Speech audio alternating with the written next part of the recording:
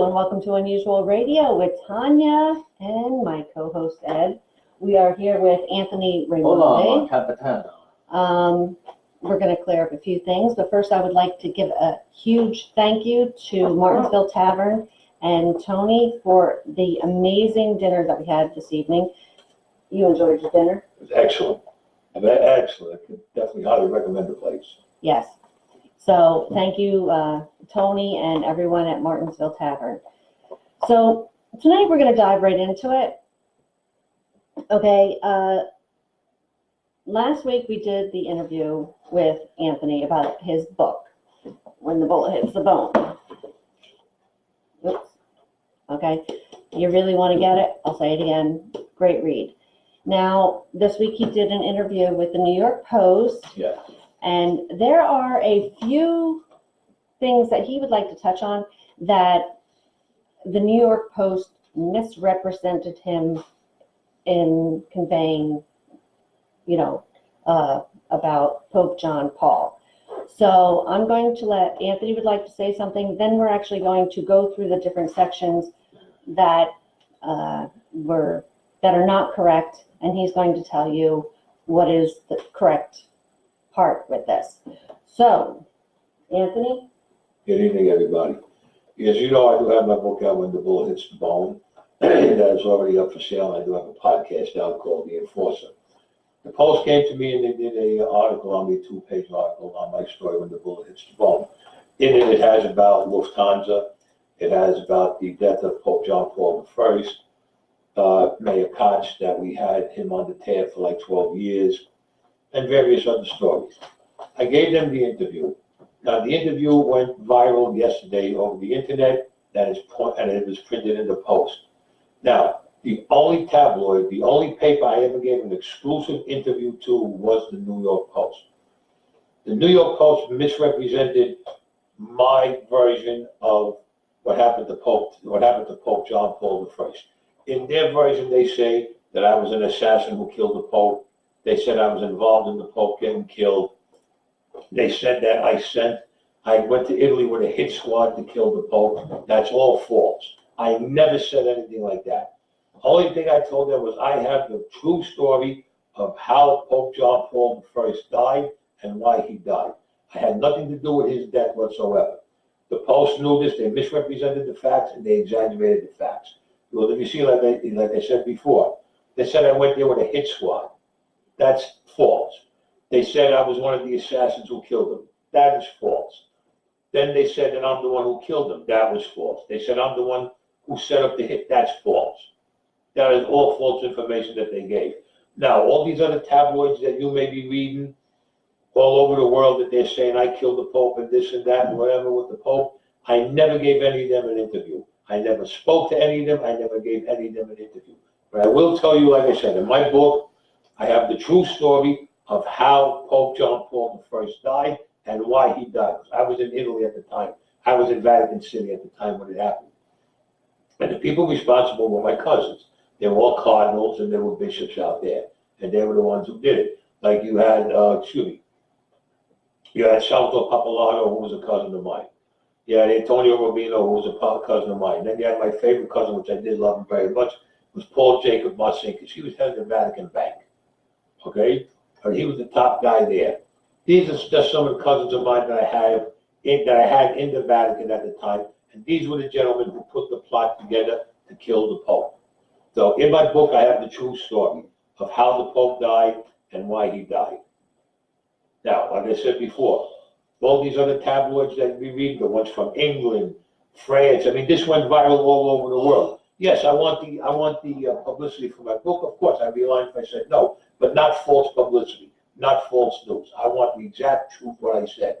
And what I said was, like I said, what I said to them was what I said before. I have the true story of how he died and why. All that other stuff about me killing, that's all false. That's a lie. I never said that. I want to clear that up with the people right now because, I don't need people thinking that I killed the Pope. That is something I would never think about doing. That is something I would never do. I don't know why they even printed it like that, but I tell you right now, this has to be straightened out. That's why I'm here live telling everybody. Thank you. That's right. All right. So with that said, we're going to dive into the actual article that's in the Post. Okay, and I'm going to read little sections, and then he will explain them to you. So he helped kill the Pope so his pals could stay out of hell. That's a shocking claim from longtime Colombo gangster Anthony Raimondi, who says that in 1978 he went to Italy with a team of hitmen who whacked John Paul I. So that's what he was just explaining to you. That is all false. Yes. Okay, now. I never said anything. What Tanya just read to you, I never said that at all. Never. That's right. So the next one was, you were recruited for the murder at the age of 28 by his cardinal cousin. That's false, because I was 24 years old when I went to Vatican City. I was not 28, so they didn't even have that part right at my age. That's right. There's in this article, it states that he is 69. He is 66. I'm 66. So they had his age wrong with this as well. Okay, the next thing is, he measured it in the dropper and put the dropper in the Pope's mouth and squeezed, Raimondi writes. When it was done, he closed the door behind him and walked away.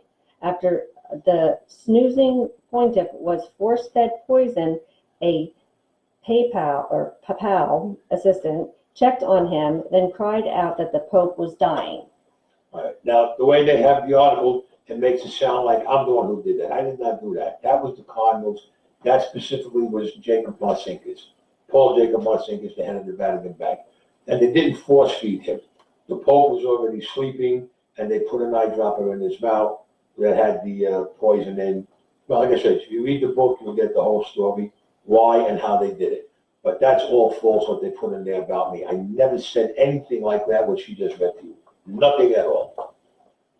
All right, then that's just your age. Then we just have the one more.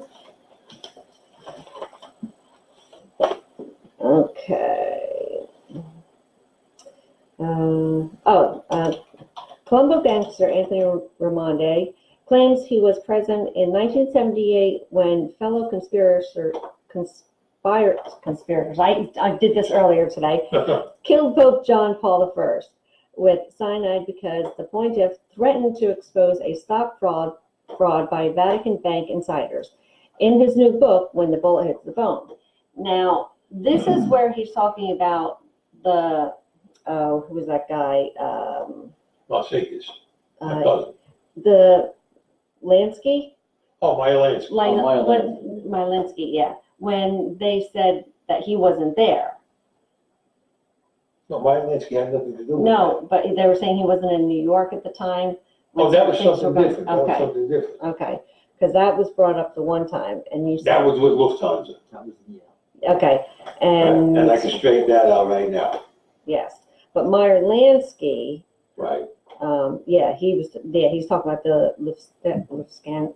Lufthansa. Oh my God. Anyway, yes, heist. So, yes, but his main goal here tonight is to let you know he did not kill the Pope.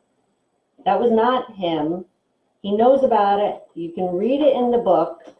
If you want the facts, you need to get the book right here. When the Bullet Hits the Bone, get the book so you can actually know what happened.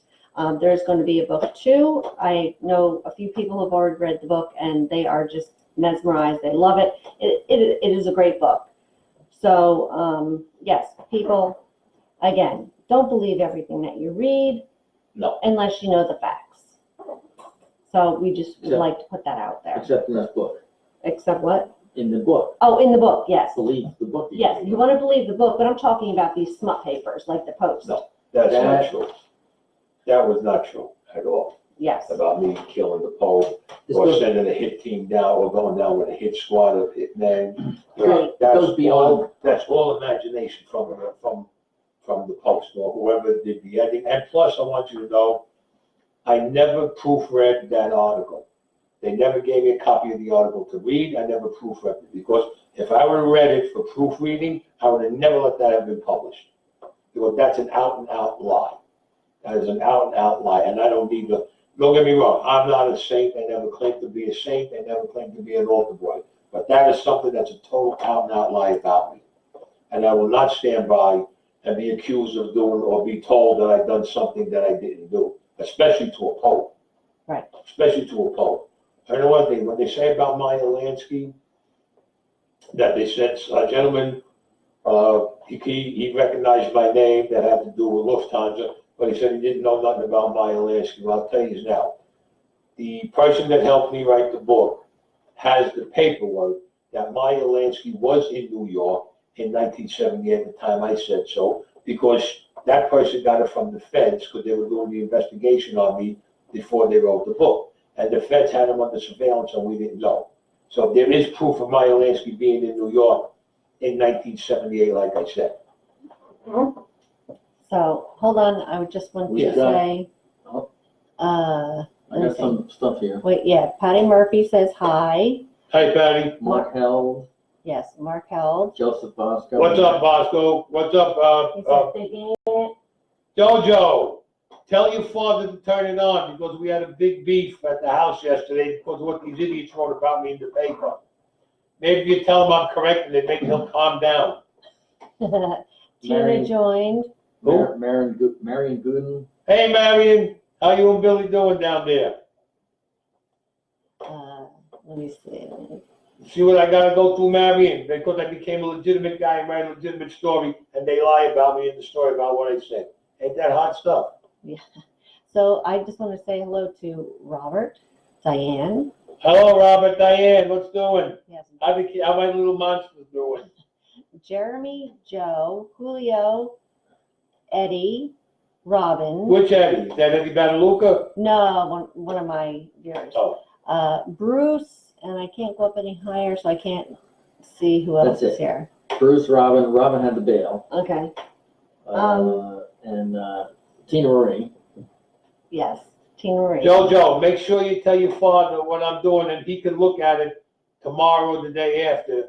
I know he doesn't know how to operate a computer. He's lucky he can put his shoes on. So, you know, I love him, but that's beside the point. But let him know, Jojo, because they let such a thing last night. It was unbelievable that, I don't know, they all freaked out. Well, just your father and your mother freaked out. Nobody else did.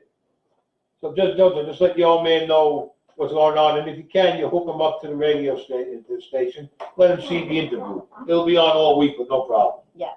Actually, it's on there for good, so Oh, it's on there for good then. yes, I was a good friend to everybody. Believe me when I tell you. that's right. So, does anybody have any questions for Anthony? We would love to hear them. Chris Galloway just asked, where is Jimmy Hoffa? Jimmy Hoffa's gone. You're never gonna find him. That guy, there ain't even ashes left of him. He's gone. He was disintegrated. Nice. There you go, Chris. You'll never find Jimmy Hoffa. You heard it here fifth.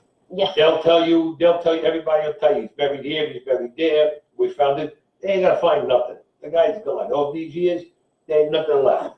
He was incinerated, this guy. Story, that's what I heard. That's what I heard, that he was incinerated. But there might be something in book 2 about him. Just maybe. Just maybe. Just maybe. That's right. So we will keep you posted. And one thing, and I didn't do it, so I want to just get that clear right now. Before the post jumps on that. Before the post jumps on it, says Supposed I to be did it. jumping. So I'm just letting you know ahead of time, I didn't do Here's it. our retraction. He didn't kill the Pope, but he did whack Jimmy Hoffa. No, fuck no, don't even say that as a Don't joke. even say that. Don't say that as a joke. That's a, yes. You don't want to become MIA. That's right. So, yeah, no, he did not kill the Pope. He did not kill Jimmy Hoffa. So let's just get this out there. Okay, people? Read the book so you can have the facts from his own mouth. Like, these are his words. So you'll know a little more about things that are going on. And we, of course, will keep you updated as to when the next book comes out and all that kind of stuff. So there's a lot of exciting things coming up for Anthony. So you're going to be seeing a lot of him around and on different things. Yeah. Well, you know I have the podcast, which is out now. Yes, his The podcast. Enforcer. It's called The Enforcer, and it's on, right now I know it's on Spotify, it's on iTunes. I believe, I'm not 100% sure if it's on YouTube, and there's a couple other outlets that they have on the internet that it's on also. So, So JoJo said he's gonna let him know. Thank you, Jojo, I appreciate it. You know the way your father gets, and you know how your mother panics very easily. Mark, he told us the story. I don't know if actually, you may not have told us. You know I love them both, Jojo, but they gotta calm down a bit, they're too panicky. Yeah, Mark said to ask you about the story, how you ended up in Vietnam, but he told us that story Yes. last week on our yeah, Mark, I told him that story last week on the other cast, last the other Sunday. show we did, We got last two- Sunday. Two hold on, parts. hold on. Tina Marie says, makes no sense. You are blunt about everything else you've been through, so clearly you're not gonna lie about this. Thank you. And Bruce says he definitely wants to read that book. You can get it on Amazon, bookstores, all over the place. Patty Murphy, no questions, but I can tell you I'm proud to know him. He's a real deal. I know Patty for years. Yes. For years I know Patty. I know her and her daughters. Yes. So, yeah, nice. But the truth, look, I always said, I'm not an angel. I ain't a quiet boy, I'm not an angel. Nobody is.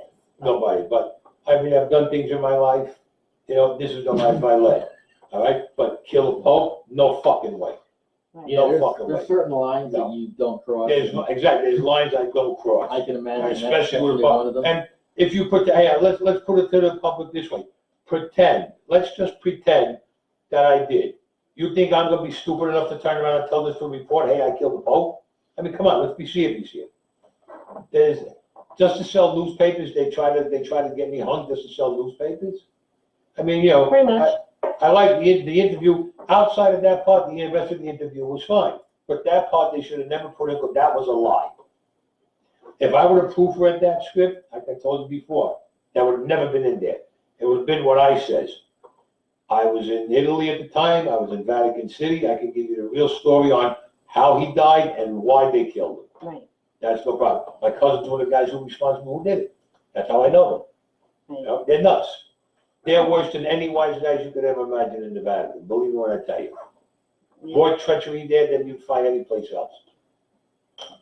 You know, what are we gonna do? I'd rather stay in the house with the Boston Strangler and Jack the Ripper than stay with those guys in the Vatican. They're so fucking treacherous. Tell me serious. They don't like you, you get whacked. And there's nobody, and the funny thing is nobody can do anything about it. Nope. Say even if you're a cardinal, they don't like it, they make you die.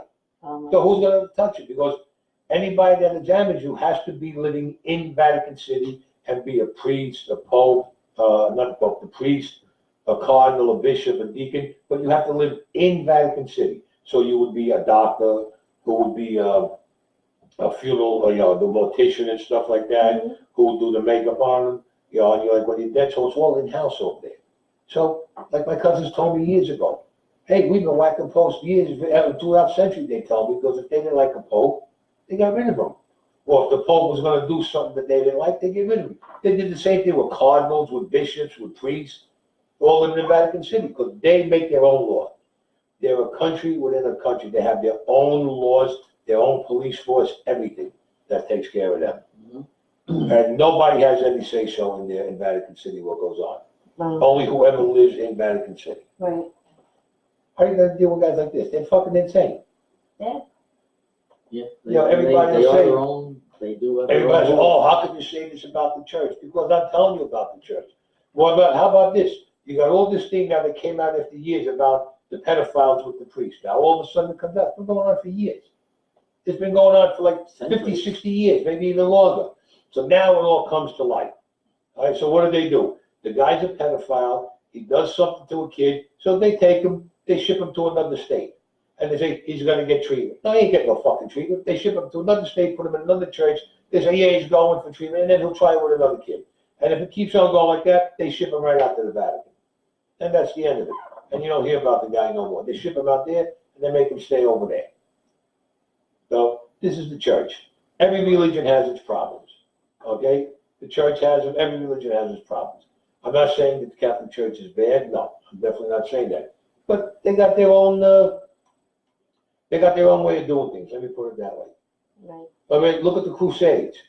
The Crusades, they were killing people fucking left and right in the Crusades. In the name of what? Religion. God. So you wipe out a whole fucking village in the name of religion? Right, But that was a crusade, so what are you gonna do?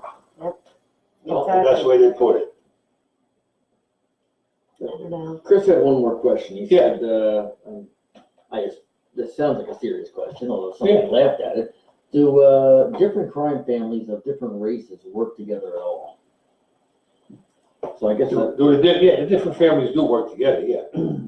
And if they, gentlemen, say, be like, when you say different races, if they're black or Puerto Rican yeah, or so you whatever, have they work. African American crime family. They will Puerto have- Rican crime family. I don't know if you have an African American crime family or Puerto Rican crime family, I never heard of that.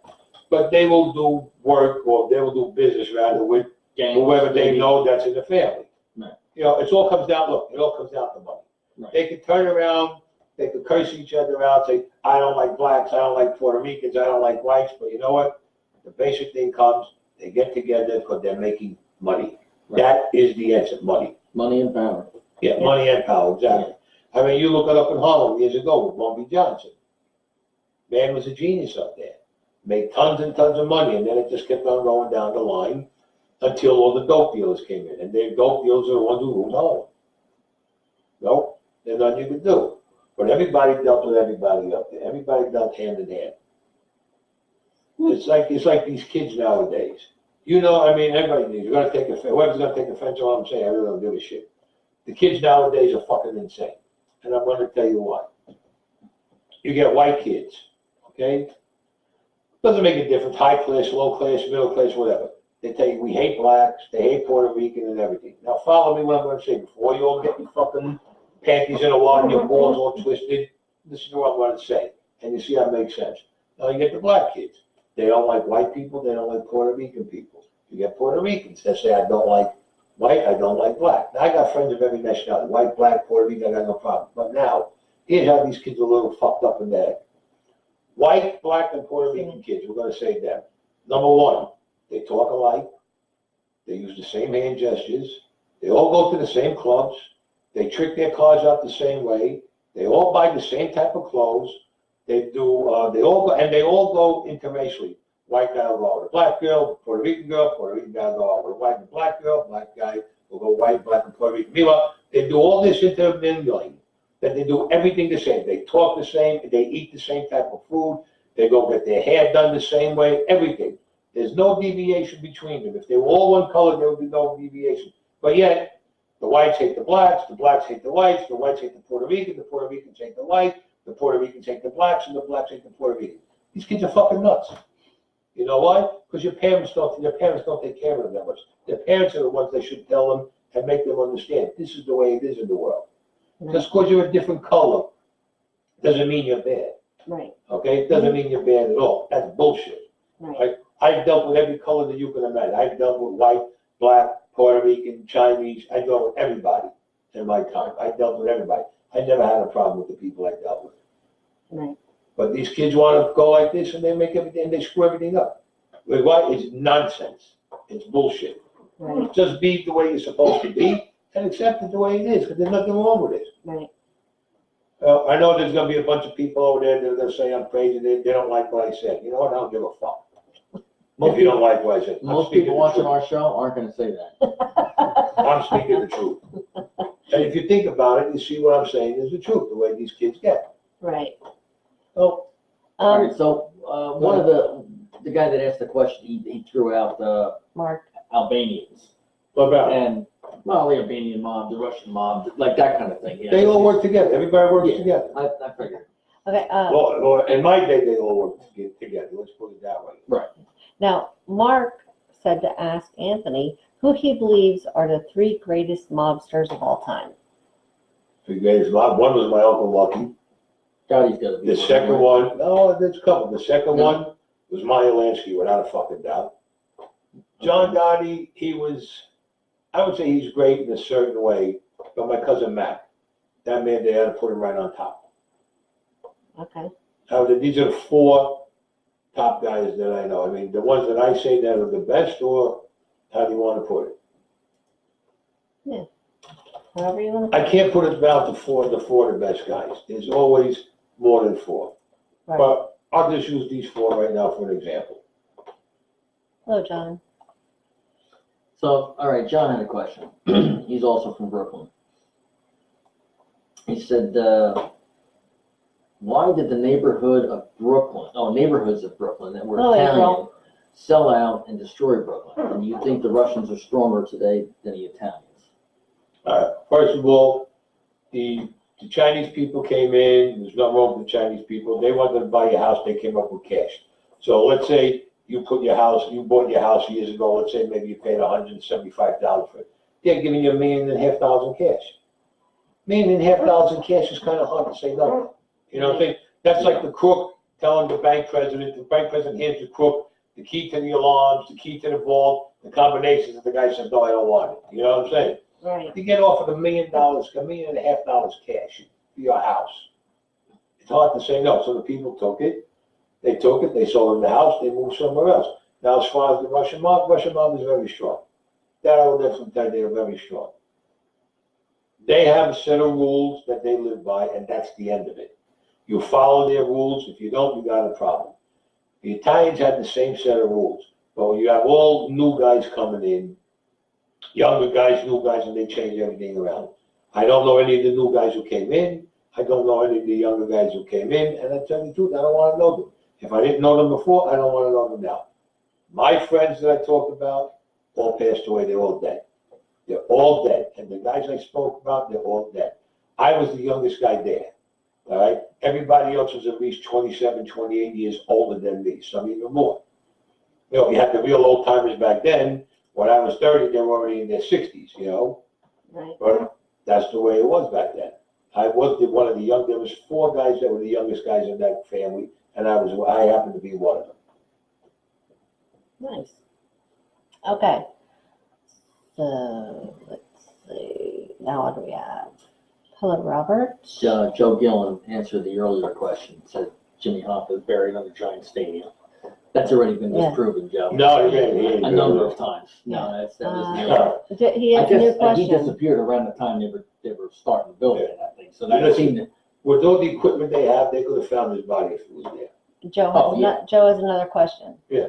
Ask Anthony if it's true what I heard that the mob has the drug trade and sells it to the biker gangs like Hells Angels, Warlocks, Pagans.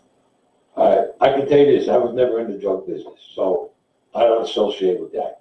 My business was totally different. Bookmaking, Shylocking, stuff like that. You know, hijack here and there, swag here and there, cigarettes here and there. As far as drug trade, I kept strictly away from that. And anybody that was around me, I would not allow it to happen. That was basically with gambling casinos that we had put up, after-hour clubs and everything like that. Drugs, I would not allow it near me, and I didn't want to know nothing about it. I'll be perfectly honest with you. That type of headache I don't need. Right. Okay. Yeah, I think we touched on this last week too, right? That was the story I always heard was that that's what John Gotti didn't want to get involved in that, No, correct? I did not want to get And that's involved. why Castellano got whacked, is that he was. Oh, please, he was bigger than stuff. It's only one that was fucking drugs, that guy. Right. And they go, oh, how can you say it about Paul? It was fucking true. Yeah. Well, it was true. But nobody wants to admit the truth. Okay, nobody has to admit the truth, then don't. Don't put it down. I didn't tell you to read my messages. I said to put it down. It looks I funny. know what it I'm trying to is. go back. The fuck is that? It's the new wave. It's a new Yeah. sweatshirt that's out where you expose one boob and you make it look like a Christmas reindeer or something. Oh, it's actually exposed. I ain't even gonna say what I'm doing right now. I'll just let that pass. You let the boob out and you paint the nipple as some kind of a nose. I thought it was or- actually cloth, like part of. No. Okay, paint the nipple. Yeah, and then There you you put eyes on it. Is it water paint? Yeah. They should make a food coloring, just so they can lick it off his neck. How about Banana Foster? I'll go at it right now. John Conti, go ahead. You got another question? Go ahead. Joseph Bosco, what? Ask Anthony what thickness of piano wire he has on him. Joe, what are you kidding me? Come on, Joe. I don't carry piano wire. I use nylon. I use a nylon cord with the knots in it. That piano wire is outdated. When you go to kill some, you go to strangle somebody with that, you cut their head off. It's just the piano wire to keep their head on. I mean, not the piano wire, The nylon. but the nylon wire. Yeah, he did a little. Jojo, are you asking me because you got ideas of going after somebody, Jojo? Jojo, let me tell you, you keep talking like that, Adrian might turn around and surprise you one night, put a rope around your neck. I take it that Adrian would be JoJo's wife. That's his wife. Yeah. Lovely girl. True, lovely girl. Nice. He's got two of the most beautiful kids you ever want to see. Yeah. Seriously, yeah. I call her Gigi. That's his daughter, his oldest daughter. Uh-huh. Smart as a whip, let me tell you. This kid's smart. Yeah. And then his youngest, and then the youngest daughter, the baby. Both smart children. Nice. They come from good mother and father, and believe me, they do have good grandparents too. So that's what's nice. But his little daughter, Gabby, beautiful kid. Smart though, real smart the kid, I gotta tell you that. JoJo said she'd be doing him a favor. Jojo, you gotta stick around for a long time, son. Don't talk like that. You gotta see. Jojo, remember one thing, you gotta be around to when your daughters get married, both of them. Holy shit. Did you hear the shit going off? What's that, emails? All kinds of shit coming on. I don't know if you guys can hear it, but I'm getting it because somebody's pinging in on my stuff. So, anyway, so, Chris, who did you see on Pheasant Run, or was it Pheasant Walk Drive? Who? Anthony, Tanya, or me? where, what? He said, I see you on Pheasant Walk Drive. Not me. I don't even know where that is. Where the so- fuck is Pheasant Walk Drive? Well, there you go. Well, none of us know where it is, so apparently not. No, tonight we were all at MT, so. Didn't hurt. All right, so John, his other question is Diker Heights Italians different from the downtown Italians where my family grew up? Yeah, definitely. Definitely without a doubt. He was told that, and he was just asking, I guess. Definitely is, because the people from downtown, they're still the way they were when they first came here. You know, still old world values and everything. But, you know, it's like when you get money and you move uptown, let's say, you get a little more like, what's the word I'm looking for? Snobbish? No, not snobbish, but you get a little more like, Uppity? yeah, a little more uppity maybe. Mhm. You know, and then everybody, you know, oh, you know where I live in Dyker Heights, you know, so what? You know, but these kids come up like, you know, you're supposed to be afraid because they say you live in Dyker Heights. Right. But, you know, I'll still take kids from downtown Brooklyn any day of the week. Right. Any day of the week. And you gotta remember, all your wise guys, 90% of all your wise guys all came from downtown. They didn't come in the affluent neighborhoods. They either came from downtown, they came from Hell's Kitchen, they came from down in, you know, down lower Manhattan. That's where all the guys came from.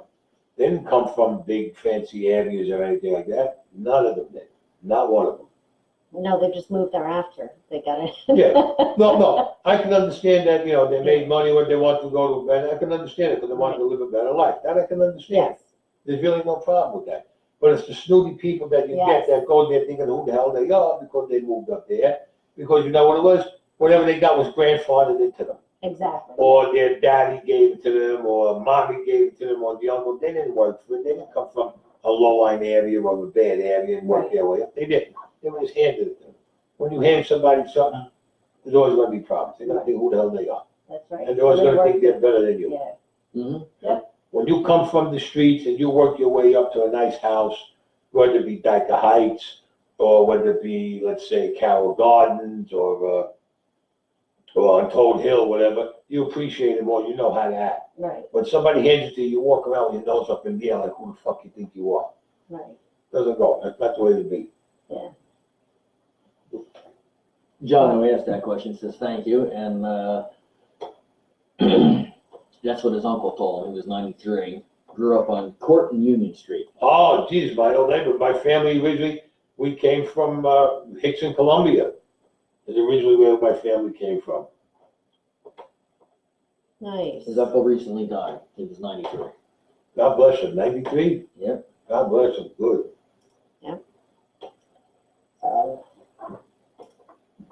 All right, so is there anything else you'd like to disclose? This goes about what? About my book, about me, my Yes. life, what? Yes. Well, all right, well, in the book, like it says, you know, there's the there's the information on Lufthansa. Mm-hmm.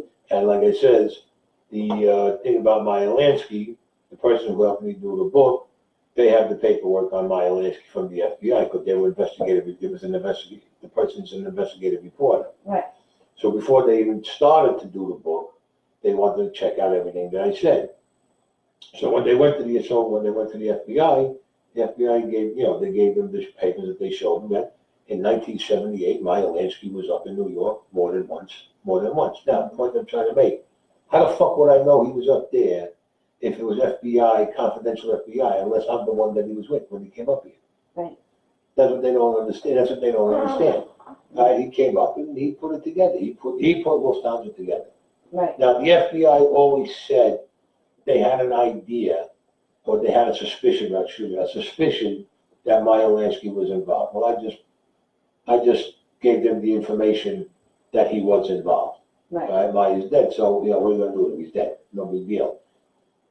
But he was the man who was involved in that, and who was responsible for that to go off without a hitch. Right. Now, as far as what happened afterwards, guys were spending money left and right. And you see, guys were getting whacked. Had nothing to do with me, these guys who got whacked. But they were doing stupid stuff. I mean, the only thing I'll tell you about the movie Goodfellas, that one of the things that was true, the guy who bought the Cadillac with his wife and the guy who bought the fur coat, that was true. Mhm. That was true.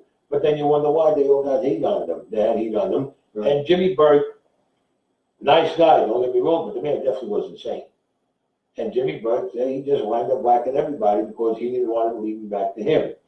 The mistake Jimmy Burke made and Paulie Vario made was they gave all the information. They kept Henry Hill and told him about everything. Uh-huh. Right? Henry was not involved in Lufthansa. No fucking way. He had nothing to do with it. But Jimmy Burke liked him and whatever the situation was, and they told him everything about it after he went down. So what happened? Henry Hill was a dope dealer. Always a dope dealer from the day go. Yep. He got pinched with a big pinch. He was going to do all this time. He turned around and he rolled over on everybody. Right. Right? So Henry Hill told the FBI and the district attorney rather only what Paulie Vario told him and what Jimmy Burke told him. Where if they didn't tell him anything, they would have never been in jail. They would have died out on the outside. Right. And the only one who went to jail was Henry Hill for his dope dealing. But then again, Henry would have probably found somebody else he could rat on. Mm-hmm. Right? That's what everybody don't understand. Now, like I said before, about the guys who got killed, okay? So if you read about it, nobody knows who did the killings. Nobody's going to take credit for them, which is common sense. But they told him, you do a big heist like this, you don't go around spending money. Right. You know, I mean, you want to go out for dinner, nice dinner here and there. You want to buy a little bit of clothes. What are you talking? You spend $20,000 on a mint coat, cash, like the one with the car. Oh, he said, my mother bought me the car when Robert De Niro was yelling at him. Yeah, but the problem is this. Your mother bought the car cash. They look into your mother's finances and see your mother didn't draw the money out of the bank, out of a checking account or anything. So where the fuck did she get the money? Right. So now the guy got and say, you know what, this heist went off. Maybe it came from there. And that's how they got the heat on him. Mm-hmm. Right. But, you know, like that they had it in the movie where Henry Hill supposedly said, Jimmy Burke said Jimmy thought it was his money and he'd rather whack him instead of paying him. No, you know, it wasn't like that. These guys did not follow the rules. They did not go by what Jimmy said. They thought they were better than him. And whatever he done for them, he done for them. That was his business. Right. So, You have a couple more questions. yeah. Okay. So Joe Gillen says, did Anthony, you know Jimmy Connors, who grew up in Hell's Kitchen? He was the head of the New York Transportation Union. Teamster Union, right? Do I know Jimmy Connors? Sounds familiar, the guy. I'm Jimmy Not the Connors. tennis player, right, Joe? No, I know what you're saying. I'm not sure, truthfully. I know the name is very familiar, but I really don't know if I know the guy. Okay. And then another good question, Anthony, Bronx Italians were tougher than Brooklyn. Good question. Good question. Me personally, I think they're about the same because they all came from the same neighborhood. When they came to the United States, they went to the Bronx or they went down to Hell's Kitchen, but they always intermingled. To say one was tougher than the other, no, I won't say one was tougher than the other. I would say they were about the same. They're definitely Okay. about the same. Also, Tina Marie said, the podcast is good. I listened the other day. Thank you. Well, there's a lot more episodes coming to podcast. There's quite a few of them. And I think episode number 5, they're dedicating that one to my father. Okay, That's nice. Did, Mark, excuse me one second. Joe, you sure you got that name right? Because I just Googled, and the only Jimmy Connors, I put New York Transportation Union, everything came up literally with the tennis player. I was making a joke. Anyway, go ahead. Did you get John's hold copy? on, wait, I'm gonna come back to that one. Mark said, please ask Anthony, what mob-themed movie is the most realistic? What mob theme movie? Wow, most realistic. I'll tell you what, let me put it this way. The Godfather was most realistic for one reason. If you knew anything about Joe Bonanno, that was his life story with Las Vegas and with Nevada and everything. Now, there was another movie called Crazy Joe. Years ago it was made.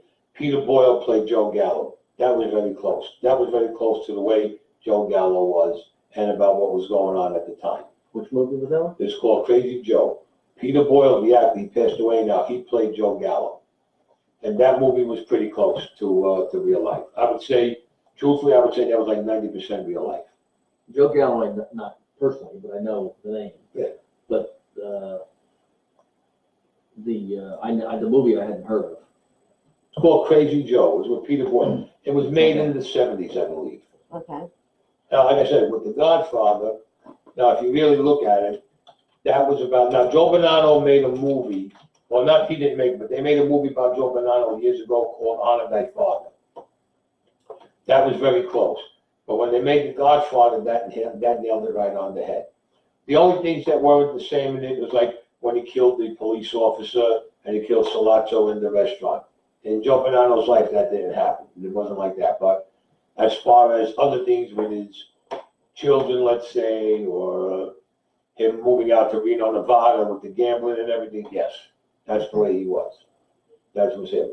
But he was very well respected. But then there was a rumor, and I say strictly a rumor, that when Joe Bonanno, who said that Joe Bonanno got thrown out of the mob, who said they put him on the shelf, who said that he was a rat.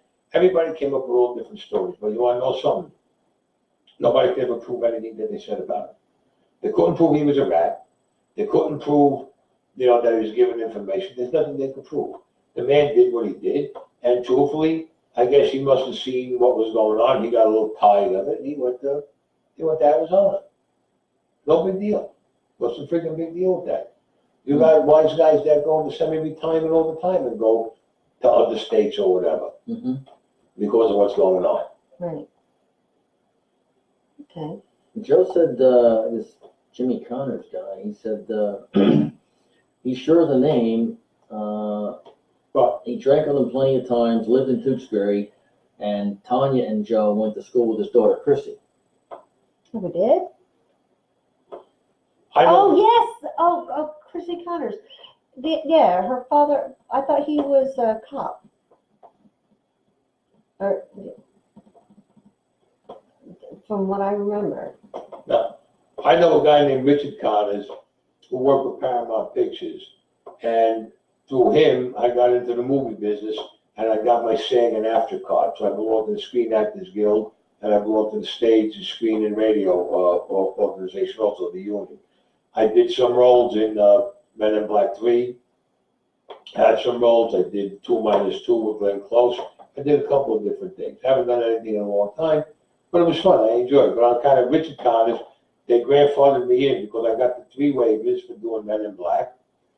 And the 3 waivers, not only did they give me my SAG card, which is the Screen Actors Guild, but when they merged with AFTRA, they grandfathered me in on AFTRA. So, and I'm a paid up member. Nice. Very nice. Let's see. Okay, let's see. Hello, Steve. Hello, Mike. I guess Bronx Italians and Brooklyn Italians, they never liked one another. That's what John's uncle said. Is that?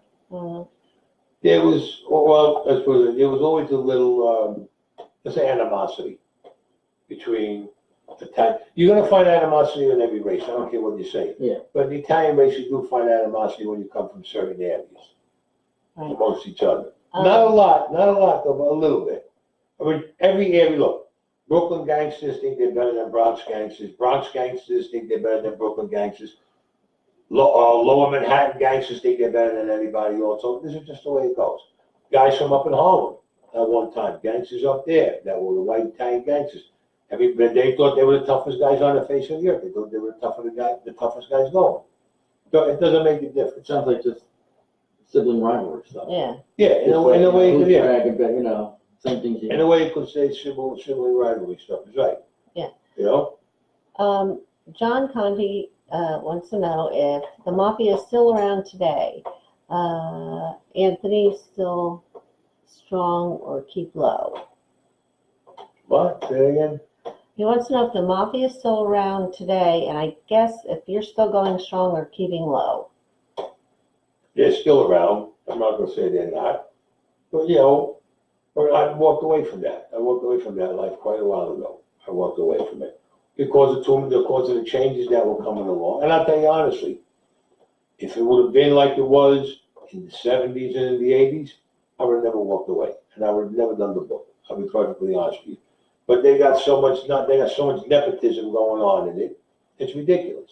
Mhm. And, you know, as long as you're a friend of somebody who's up there on the big seat, they bring you in and bring you in and bring you in. And they were doing all this, and all the guys that they brought in like that turned out to be rats, and they ratted on all the people who brought them in. Now everybody can say, oh, well, you did a book. I ain't ratting on nobody, because everybody in my book is dead. Everybody in my book died. And like I have in my book also, any similarities between people, living or dead, places and events in my book is purely coincidental. So figure it out for yourselves. But I never ran on anybody. I got 2 bits under my belt that I did time on. Not 1, 2. 2 with the feds, okay? And I'm not even on the fucking tapes. Right. And I have that in my book also. I'm not even on the tapes at the time, and I got convicted because of what people said about me. Did I open my mouth then? No, I did not open my mouth then. And I still didn't open my mouth. Like I said, it's my book. It's my story.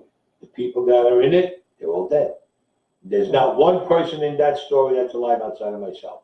And I waited till the last guy I knew passed away, which he passed away this year, and I let the book come out. Right. Okay, now Chris wants to know, how did Sammy the Bull stay alive this long when the mob knows where he is? You know, there's a rumor. I always wanted that. There's a rumor around, and I'm saying it's strictly a rumor, I got no proof of it, that someone, an old timer, and I'll say this guy was a real old timer, told me that nowadays it's not like it was. For argument's sake, you get pinched. You're the boss of the family and you get pinched. Now you're going away for 100 years. Okay, fine. Now, everybody moves up in rank. The underboss, maybe he becomes the boss. The consigliere maybe becomes the underboss. The street boss becomes the consigliere, so on and so forth. Now they turn around and they get together and they say, look, we're going to go to prison. What's this guy's name again? Sammy the Bull. No, that's him. Chris. All right, so Chris. we're pretending you're the boss of the family, all right? You get pinched and you went away. Now everybody moves up the line and you're saying, I want the guy, I want his balls on a fucking platter, I want his head bring into my house. Fine. They'll get together and they'll tell you, Chris, we're going after him, we're going to find him, we think we can get him. When they have their own meetings, you know what they told the old man turned around and told me they says, listen to me. They says, you want to be in prison with him? Go kill this guy and spend the rest of your life in prison with him? They all say no. So we just keep telling them we're trying to find the guy and we can't find the guy. Because they know that if they whack them or something happens, it's going to lead back to them and they're going to go into prison. And they said the bosses, the new bosses who were working with them at the time, who came up with the old bosses, what the prison said. You want to spend the rest of your life in prison with him? Not me. And that's what they did. They kept telling the bosses, yeah, we're going to find him, but you know, they said, we ain't even looking for him. We just tell him that to keep him appeased, and that's it. And that was, TN told me that. TN passed away, it was this year he passed away. He wrote the book, My Father, My Don. And that's out also now, My Father, My Don. That was Jimmy Knapp's son, Tony Napoli. That's Jimmy Knapp's son. Jimmy Knapp was a very big man, bookmaker and everything in the family. Guy was a gentleman all the time. Passed away, and then Tony Knapp passed away at age, he was 85 when he passed away. But he's the one who told me all that. No, and this is what it comes down to. What? JoJo said you almost had a third hit under your belt this past week. Why? Who was it, JoJo?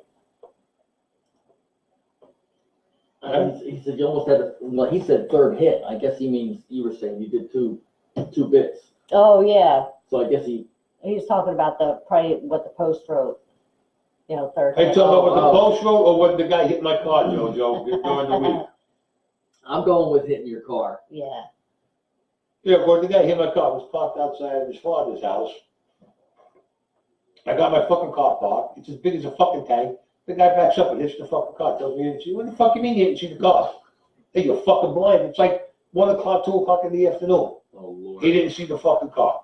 Then the prick is trying to give me a problem to fix the fucking car. And he wanted to take me down to the Sunset Park to some fucking place where they probably put fucking plaster in your car like fucking body filler. Yeah. Spray paint you with a can. Well, yeah, you fucking mind. We're going to my guy. So his father sent me to a place that I went to. They fixed the car. And I took the guy and said, no, you're paying to fix the fucking car. Because let me tell you, and JoJo knows it, if that guy didn't fucking give me a hard time, I was going to fucking choke him right there in the fucking street. Then I would have said, fuck you and the guy. I would have broke his fucking neck. You mean, you really, you hit my car and you're telling me I got to go to your fucking place? No, I don't go to your fucking place. You go where the fuck I'm going. You hit me. That's right. But the guy was nice enough, he did pay for it this week. And he even came to the house and brought me the rest of the money. So I took him to the shop, he gave the guy money. And then he came the day before and gave me the rest of the money to bring to the shop, and I picked up my car, fine. I got no beef with the guy no more. As long as he paid for it, I don't care. I wasn't going to shake him down saying, oh, I got hurt or this or no. First of all, I wasn't even in the fucking car. So I wasn't going to try to shake him down saying, give me money in my pocket. No, fix my car, and that's all it was. And they did, and they did a beautiful job on my car, too. Yeah. Oh, yeah, they did. Well, they did a good, they did a fantastic fucking job. Like I said last time, you got a nice ride. What do you mean? Got a nice Oh, my ride. car, yeah. Yeah. Was it this car that got hit? Yeah. Oh, Yeah, okay. nice car. And Hollywood Collision is the one that fixed it. Nice. And they did. Let me tell you something. Well, joking aside, I had my other car I took there, Uh-huh. and they had to fix it for me. Let me tell you something. But they fixed my other car. I looked at the car and I told the guy, I said, where the fuck was it hit? Where was it broke? Couldn't even tell. That's how good they fixed my other car. Nice. Yeah. But they're fantastic. They do excellent work over there. And they're in Brooklyn? Yeah, in Brooklyn on McDonald Avenue. Okay. Yeah. Fantastic place, though. The judge just said lucky that Momo coughed up the money for your car. Joe. Thanks, Paul. Joe Paul says, says, what's up, Anthony? And then, what's up, Paul? Hey, and, Paul. then he said I have a nice shirt on. I did. Chris wants to know, is it true that the Chinese mafia is the strongest crime family? No. No, they're not. Craziest, I would say, yeah. Strongest, no. No. And crazy meaning they wouldn't think twice about going in and killing, wiping out a whole family. But that doesn't mean that they're the strongest, no. Right. No. Not here in the United States. I mean, we have a lot of them here, but it doesn't mean that they're the strongest ones in the United States, no. Right. And the book can be bought on Amazon, some of the brick and mortar stores, right? Every place you can get this book now. Right now, on any online store you can buy it, you can go to any bookstore and order it, but in about 2 weeks it will actually be in the stores itself. Because I'm going to be doing a book tour, I'm going to be doing book signings, autographing the books in the next, say, couple of weeks or so. Yes. And I'm also probably going to be on some shows where they want to interview, like live interview on other shows, or like guest appearance on some shows and stuff that they want to do. Mhm. The talk, which is understandable. I got no problem with that. Mhm. It's going to be a whole tour with the book, what they're going to do. Nice. The dogs. Yeah. Oh, they're in that room? Yeah. I thought I hit the desk. No, I see you keep looking, it's the dogs. That's the first time I heard it. I'm like, maybe I thought Bob was here, maybe. Yeah. Uh, Okay, what else? Jim's Jim Sanfilippo. Jimmy Sanfilippo, yes, Jimmy. Flippo, I'm sorry, yes. This is your old friend Flip. Remember the old days on 11th Street, do you? Your old friend, you tried to stab me in the back more than once, you prick. But I love you anyway, Jim. There you go, Jim. I'm going to delete your comment now. Move on. What was his comment? Just kidding. No, he just was saying it was your old No, friend. don't delete Jimmy. I like kidding, Flip. I'm I like kidding, Flip. I'm kidding. Flip, I like, you know I always liked you. Hey, Flip, I gotta ask you a question. What about that Pam Carlson that you were with? I thought you were gonna marry her, or I heard you were gonna marry her, or you got married to her when I left the neighborhood. Yeah, what'd you do? What'd you do? Come on, Yeah. tell us. We'll give you that 3 minutes it takes for you to hear this and then type your answer. Yeah. And then we'll read it. Because when I left the neighborhood, I left the neighborhood, I was about 20, maybe 19 or 20 when I left the neighborhood. Maybe, Now, where'd you go? maybe in 18. I was staying down on Carroll Street. Oh. I was on Carroll Street and I was on Fifth Avenue. I was either 18 or 19 when I left the neighborhood. I never went back there. No, why not? Well, my father had the house on Church. I got into other things. Okay. I was involved in a lot of other things. I would come home, do what I had to do when I had to leave, and then I would go back and forth. But when I was home permanently, I was down on Carroll Street. Okay. All right. you spent a couple of years in Vietnam. Jimmy, what happened with Pam? You don't want to tell me what happened with Pam Carlson. Jesus Christ. Oh, he did. We got married and divorced. You gotta be fucking kidding me. Married in 73, divorced in 78. There you go. Well, Wow, you're right. you gotta be He did kidding me, marry her. Jim. Any kids, Flip? That's long enough, time that you'd have kids, but it's also pretty quick, so. Yeah, well, in 73, he said he got married in 73. So 73, I was 20. I was out of the neighborhood about at least 3 years already. I was out of the neighborhood. Right. I was in the neighborhood there from about 13 till about maybe 18, and then I didn't go back to the neighborhood. I found better things to do. No Let's kids. see. Hey, Jimmy, did you ever hear from Richie Miller? No kids? No kids. I have her here. Jim, did you ever hear from Richie Miller? Whatever happened to him? That's funny. I don't have it here. Was it Richie Miller? Richie Miller, yeah. Whatever happened to him? Because I heard Marcy O'Connor died, Goober died. You remember Goober? He passed away too. His son died, and he died, I think, less than a year after his son passed away. Goober definitely died of a broken heart. I know that for sure. Aw, He definitely did. really? Yeah. Yeah, he definitely did. What Marcy O'Connor, he died. I was told that he died quite a while ago. Did he lose his wife or Who? the guy with the broken heart? No, his son passed away. Oh. It was all unexpected. All unexpected. And when he passed away, it was definitely unexpected also. Yeah, well, that could do it. Hey, Jimmy, you remember my little cousin Dolores? She's down in Florida. I speak to her all the time on Facebook.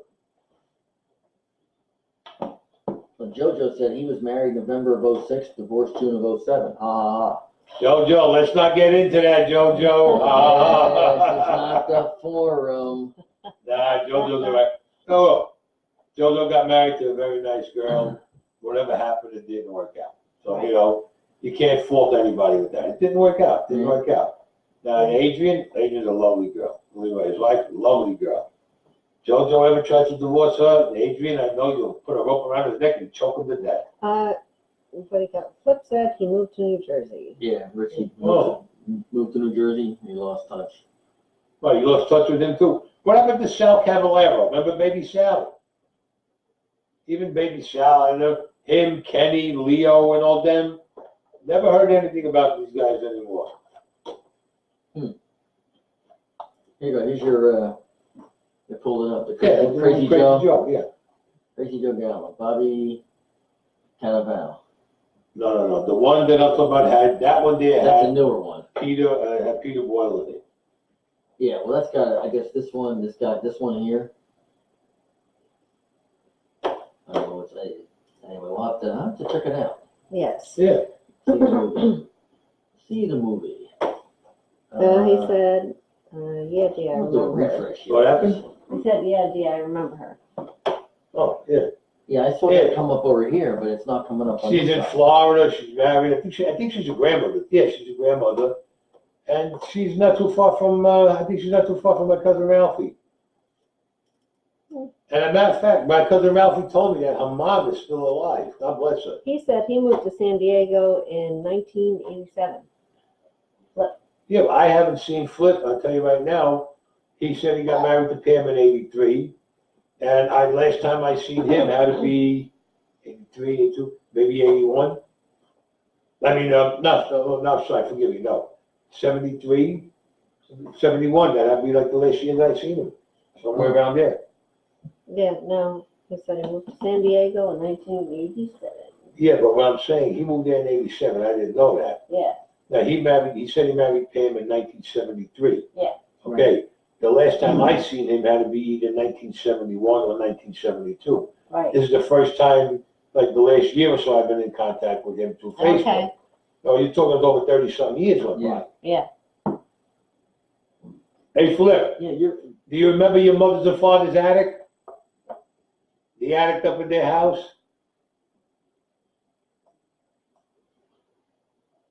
I'm waiting for the sun, live. where are you getting those? They're not coming up here.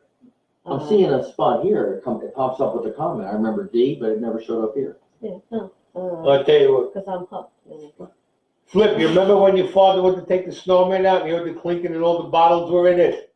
All the empty bottles? We used to go up to his attic. Uh-huh. He had a beautiful setup in his house. He had a nice attic. His mother and father used to let us go up.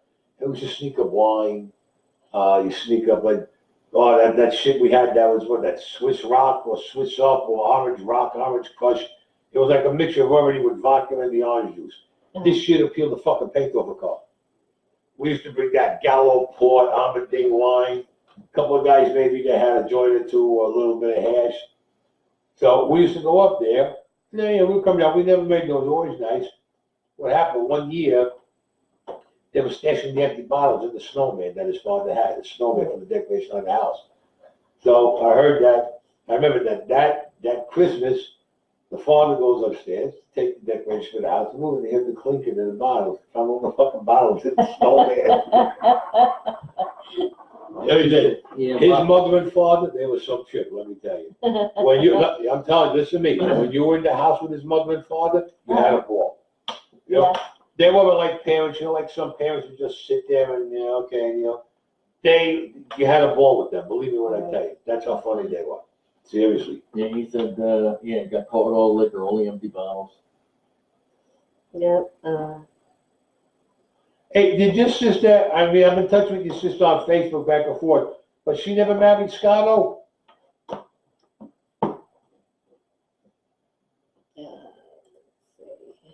What else did I miss? Is Paul still on here?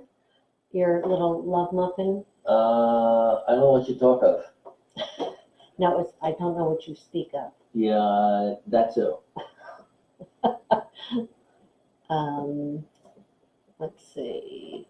Any other shout outs you want to give? Anyone? What time is it? My cousin Andrea. Okay. John Conti asked this. He's the guy that grew up in Brooklyn. Yeah.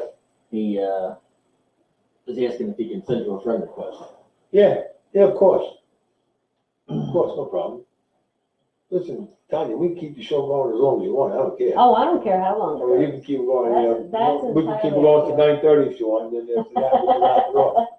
I don't care how long it That's no goes. problem. I want everybody to stay up fucking late. Hello, Mark. Hell, my lawyer. You better take care of your voice. You sound like it's going. And I want to say hello to Michelle Bonsignori, my attorney up in Westchester. There you go. And to all his sons, hello. Okay, so But one of my friends is JoJo. nice.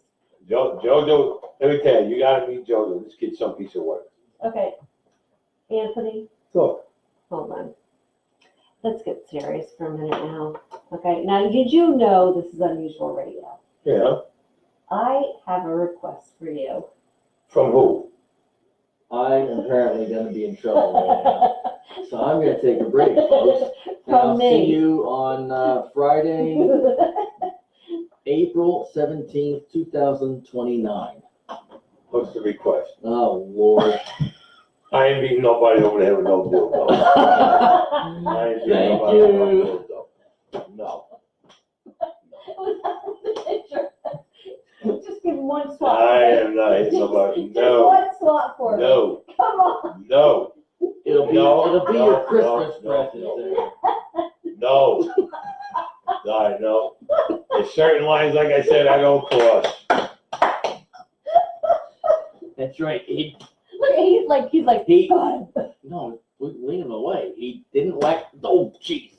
He got You know, I want to get into reflex. something. I wanna He didn't talk to you whack the about float, and he ain't gonna hit me with a dildo. That's a something. I solid want man to right talk to there. you about something. You know, Okay. if you follow any of these stories about organized crime and everything like that, there was a thing.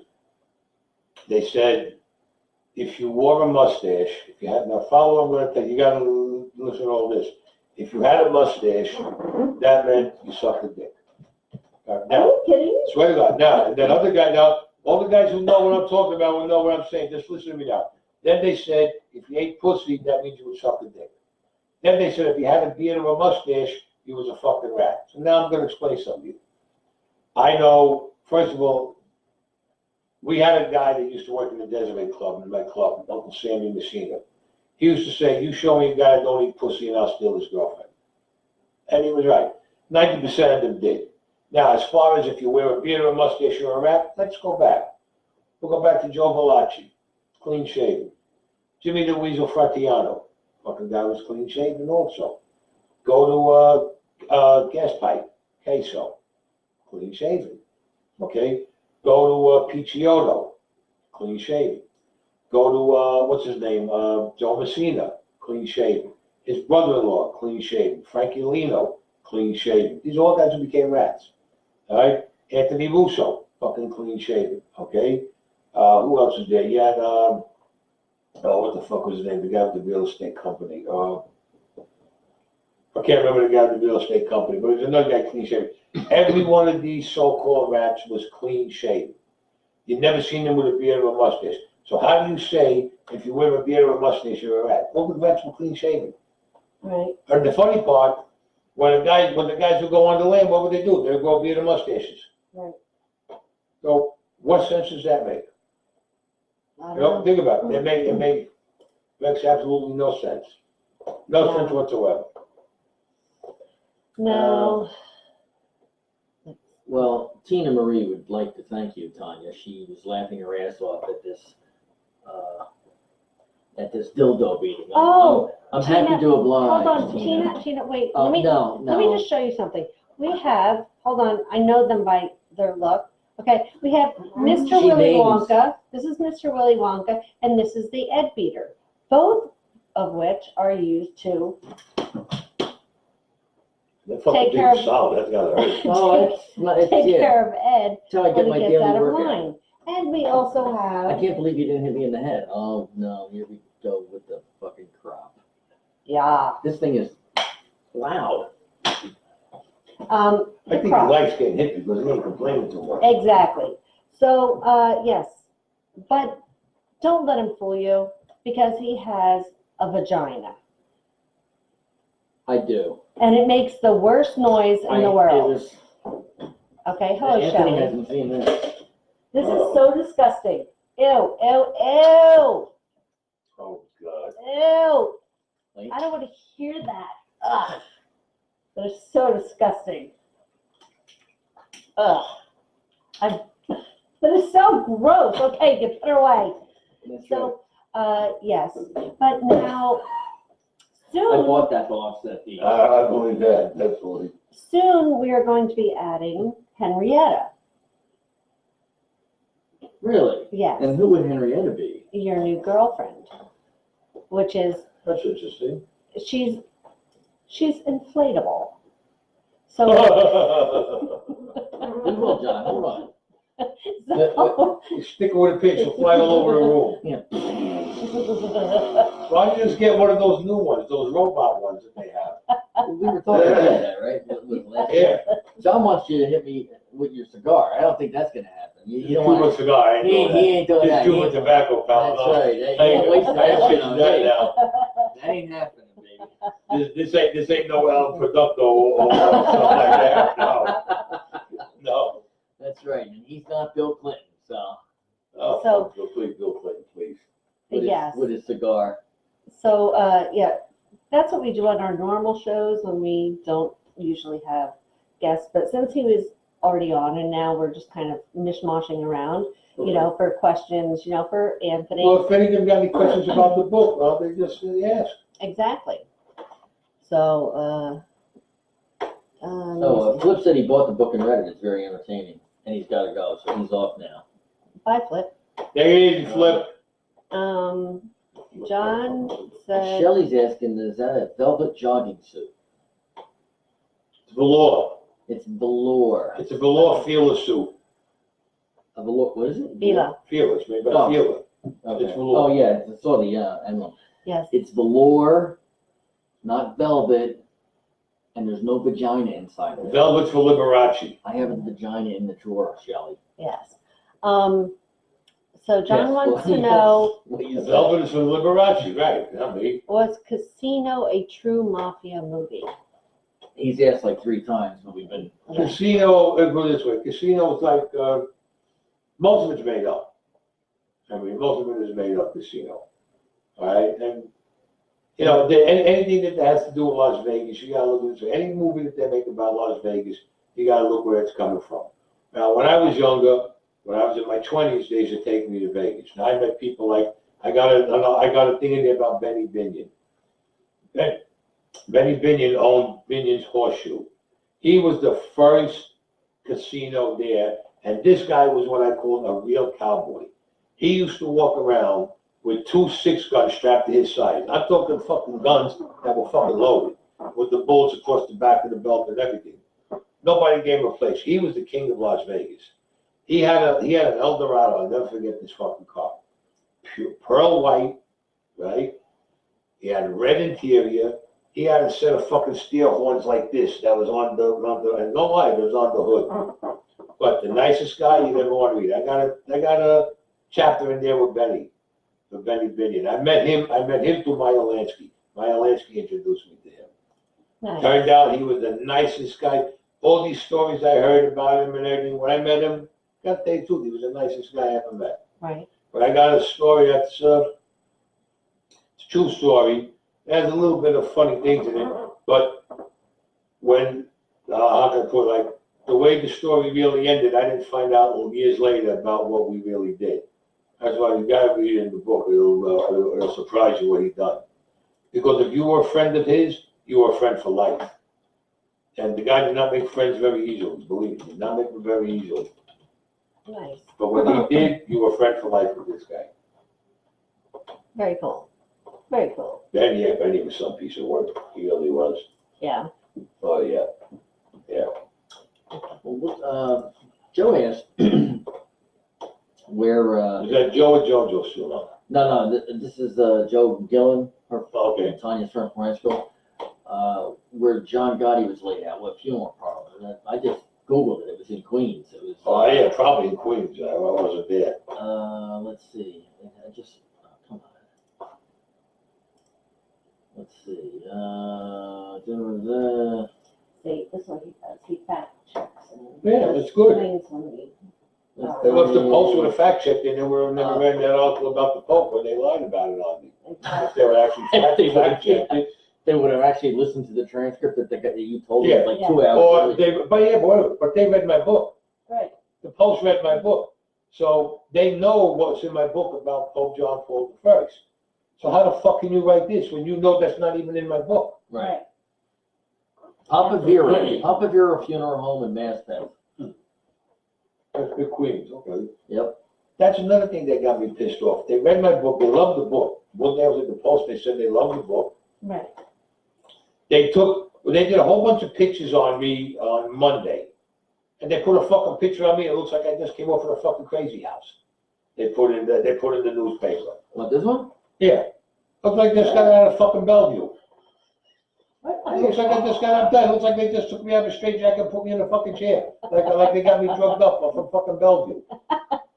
Seriously. I didn't think it looked bad, but when you It say looks like fucking horrible. it does look like it's sedated. Actually, Yeah. Now that no, you're saying I that. said he has a very serious looking face. It does, but I see his point. Like he's just sitting there like And they took They took 200 pictures of me, the guy. You put that fucking picture in, not for nothing. Don't worry, folks, we're gonna be taking pictures of him this evening. and No, we'll- Joe. and we'll post them. Well, he was, But anyway, Bon Jovi's uncle was Oh, from New York and had the studio. That's how he got his start. So it's possible, somehow they were related to that other one, but Papa Vera is not, it was Bon Jovi was his real name. Mark Held is asking, what story in your book is your favorite? And which was the hardest to tell? the story that was my favorite, I think the one about Koch was my favorite. The Yeah. mayor? Yeah, Koch, that'd be my favorite. That'd be my favorite. The things we did when this guy was in power was unfucking believable. Things we did with him was unbelievable. And we never got pinched. Like Koch said, the only thing he said he couldn't protect us from was the feds. Anything else in the city, do what you want to do. As long as there was not drugs. No drugs, and then no drugs, no prostitution, or porno with children or anything like that. Yeah. Koch definitely made that on the line. Numbers, horses, sports, shylocking, hijacking, fucking swag, cigarette, whatever you wanted. After hours, little casinos here and there where they played cards and you cut the game, you take 5% of the pot. Didn't make a difference to him. Just those three things he had a restriction on. And plus, we did a lot of construction. We got contracts with him for tons of construction. Mm-hmm.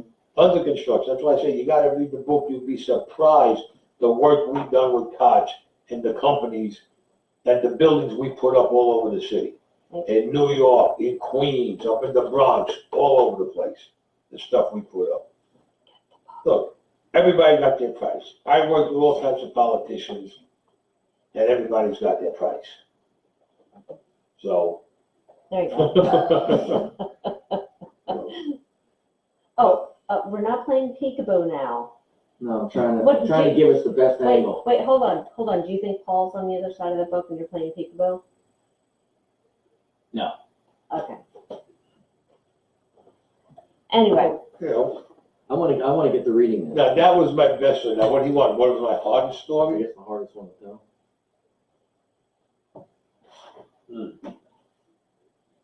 The hardest one to tell, let me think. I would say the one about my father.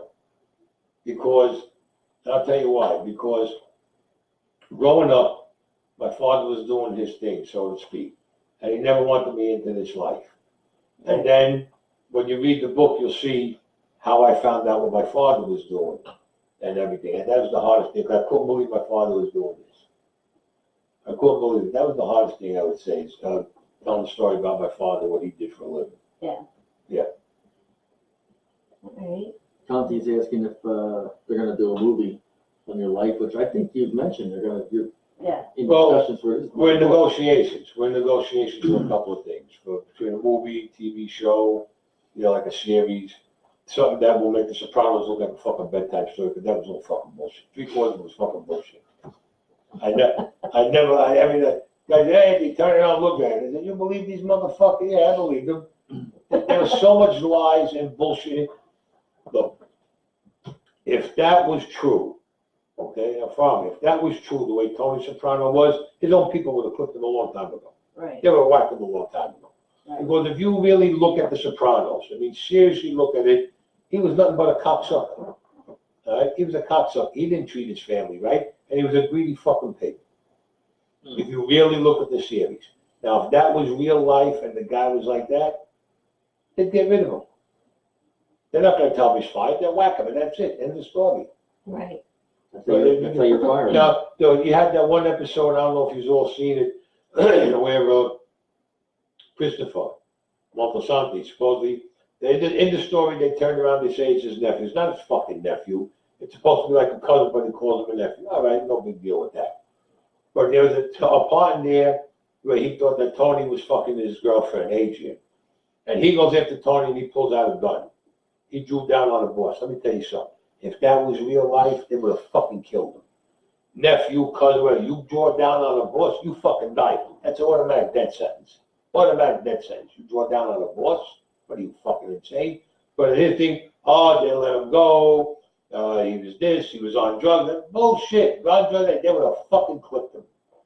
That's another thing they let go to there. They made it like, I don't know where they got the stories from.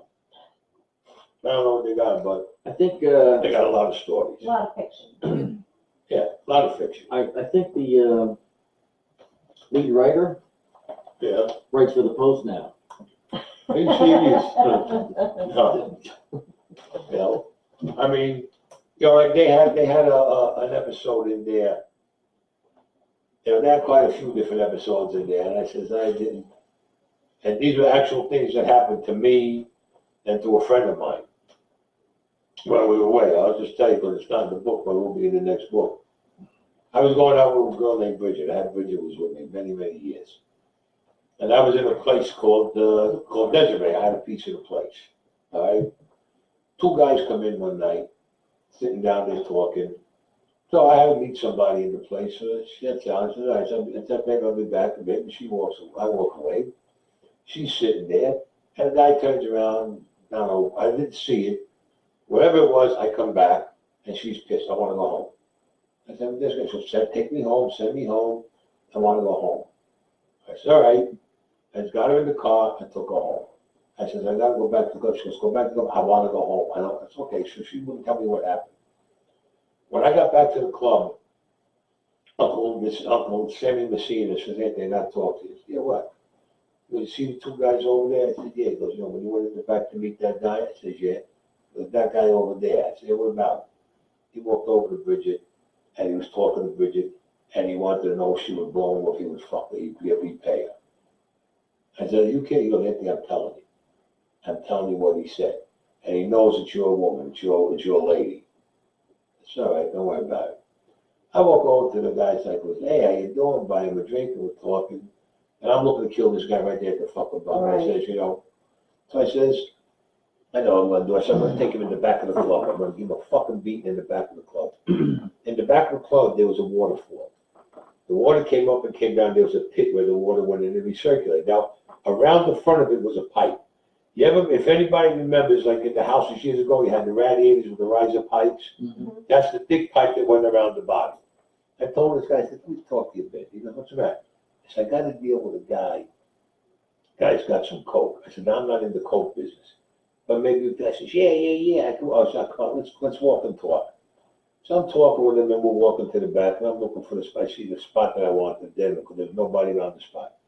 I said, I got to tell you something. He said, what? I said, you a motherfucker. And I cracked him right in the fucking face. I hit him. He went right down on the fucking floor. I started kicking him. I said, you go to my fucking woman and you say you want to fuck her, you wanted to blow you? I got him by his head. You see his teeth? I banged his mouth right into the fucking pipe. Everybody pulled me off of him. When they pulled me off, I said, all right, the guy was still there. All right.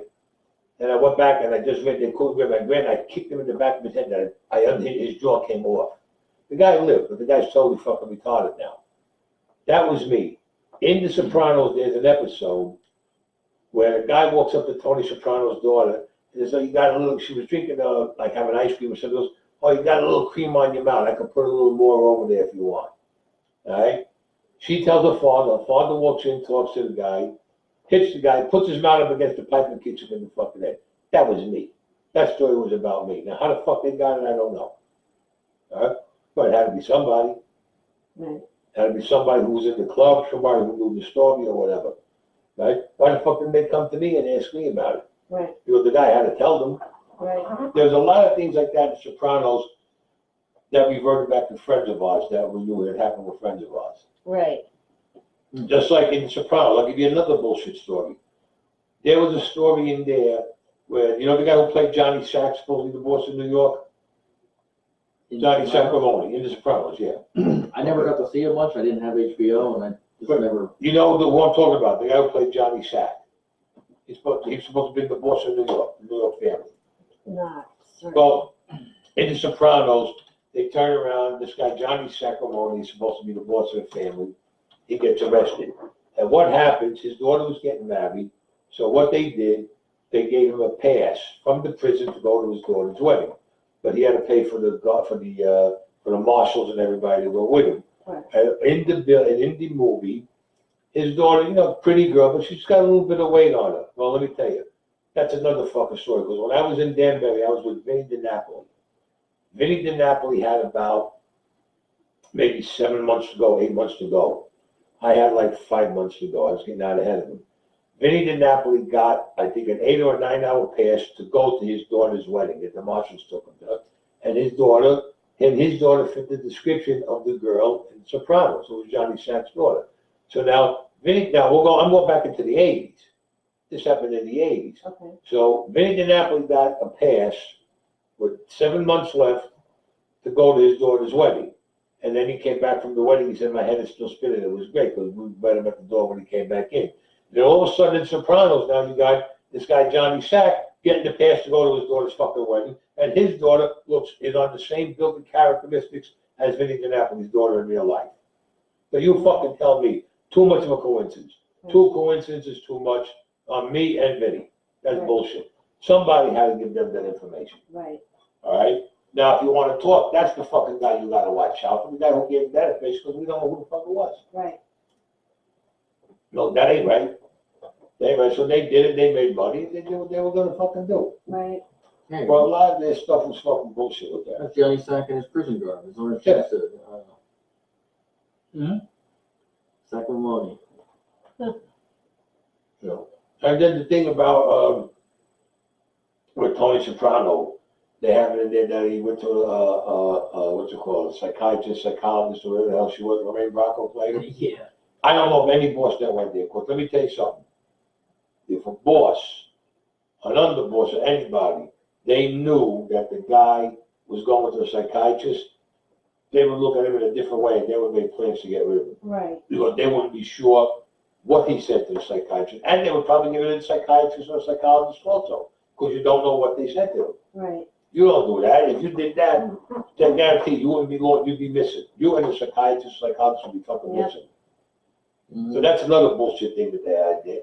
And then they had like with his wife, not his wife. I'm sorry. That every woman he met, he fucked. Every woman he met. Come on, please. It doesn't work like that. Every woman. Everybody's got a dick left. You know, every woman he met. No, it doesn't play out like that. Nice. Right. No, it doesn't play out like that. I mean, you can get girls anytime you want, but not the way they did this problem. Every woman he met, the only one he didn't screw was the psychiatrist. Everybody else, everything else Didn't he he screwed. try? Yeah, I think he I tried. caught him an occasional episode here and Yeah. there. I thought he tried her or something. Yeah, he tried it. He did try it. It didn't work out or whatever. But it's ridiculous. Every woman, come on, Daddy went there, he screwed. Come on, please. Let's be fucking serious here. Right. What the fuck you talking about here? You talk. So. He'd have to go to the Juju station to get Juju Juice reloaded. But he didn't wait till his light was You'd have on. to He get- went, when he had half a tank, he went and filled up. Yeah, I wait till my tank's empty. he would and have I to get go, fucking Pete out in place. Fucking keep this going. What are you fucking kidding me? So yeah, so you guys, the family, the mom, you guys apparently had a very healthy sex. Sex life? Yeah. Yeah, of course. Why? Nothing wrong with that. No. I'm just saying, like, you guys probably got it more than Listen, let me put it this way. 90% of the freaking. You walk into a place, yeah, okay, I'll go, you walk into, you walk into a place. You walk in with a boss, or you walk in with another boss, or a captain in the family, a lieutenant, and you're not a wise guy yet, okay? You're getting laid, just for the fact that you're with them. You're definitely getting laid.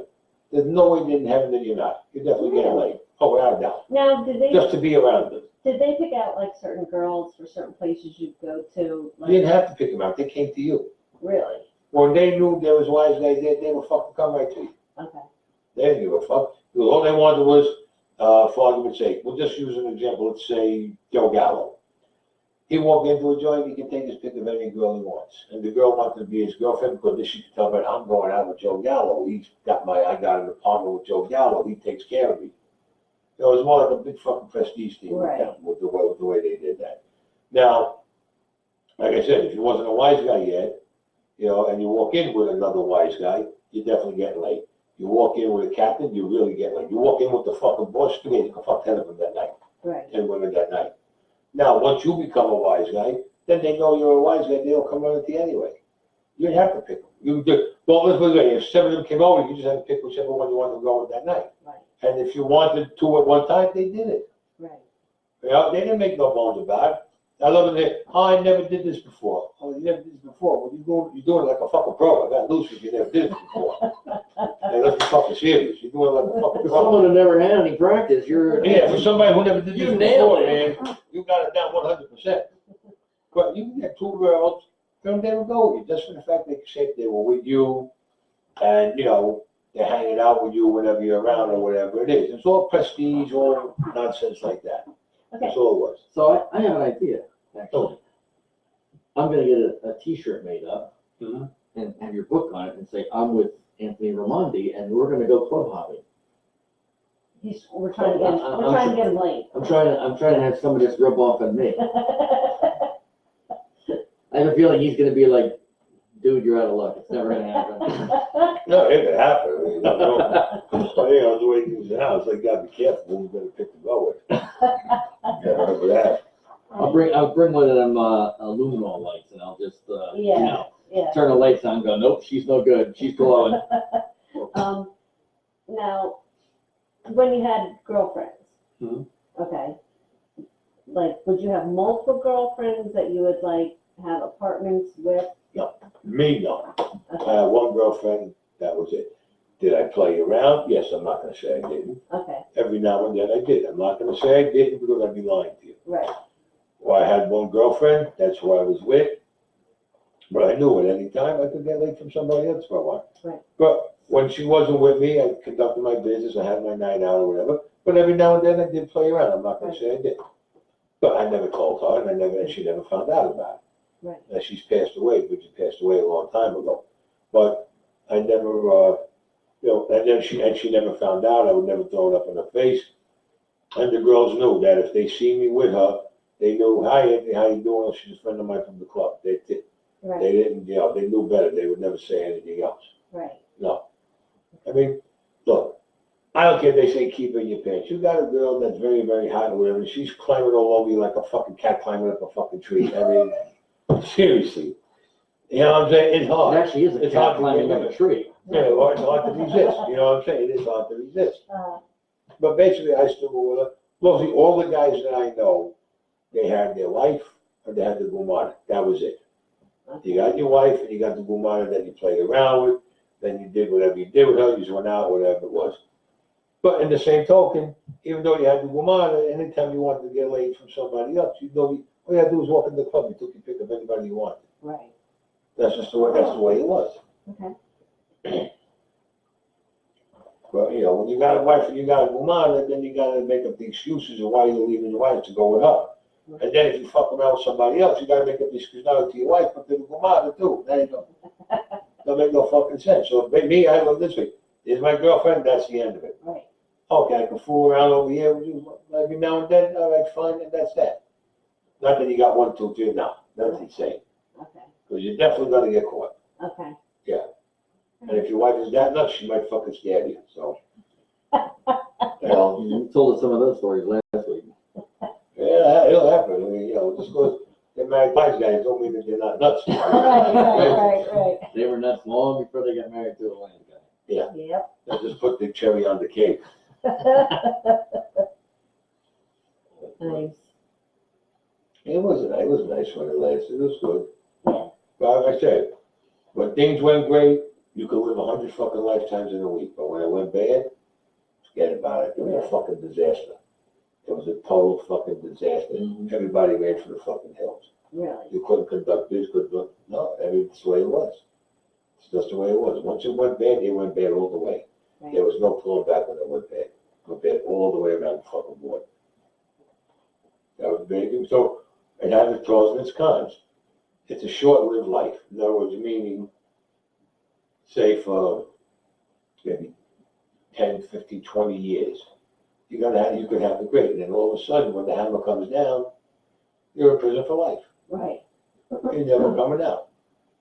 Or they send you to prison, all right? You do X amount of time, you come out, and then you get violated on parole. You go back in again. Right. You come out and you go back, it's like a revolving door. You know? Isn't it? When it went bad all the way around the board. Right. Nothing you can do about it. They keep the light on for you. Yep. Put a little mint on your pillow. Yeah. See you in a couple of months. Yeah. You know, a couple of months, couple of years, but it always worked out that way. You know, unfortunately, that's part of the life. That's part of the situation you get into. Right, well, but you know it going into it. Anybody who says they didn't know they were getting into this full of shit. Yeah, I agree Right. with you there. They're all full of shit. Everybody who says, no, I didn't know what I was getting. Yes, you fucking do. Come on, you definitely, everybody knows what they're getting into. But it's the same thing. Everybody wants to have that, you know, that air about it, that mystique, if you want to call it, of being a wise guy or whatever. But people do not understand. It's not all fun. Right, It is not. Look, don't get me wrong. I had some great fucking times. I gotta tell you. And I'm not kidding.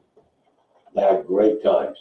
But it's not all like that. right, You know, people don't realize that. And these new kids that are coming up, oh, they want to be connected with this guy. Yeah, that's fine. But they do not realize what this entails. right, They have no idea what it entails. Believe me. And a lot of them turn around and they give you up. right, Or they get pinched. It's happened, that shit happened dozens and dozens of times. You know, it's not worth it. It's not worth taking in these new kids and everything. But they take them in, God bless you, do what you're doing. I didn't know you then, I don't want to know you now, and everybody goes their separate way. Now, when you talk about like the new ones that are coming in and stuff like that, it cracks me up. This is why I had you tell Tony the story tonight when we were at MT. Because the way you express yourself is priceless. And you're like, they're fucking idiots. They don't know what the fuck they're doing. Then let them up. All right? You don't bring a guy in to the family because, or into your crew. I'll say into your crew. I'm not even saying into the family yet.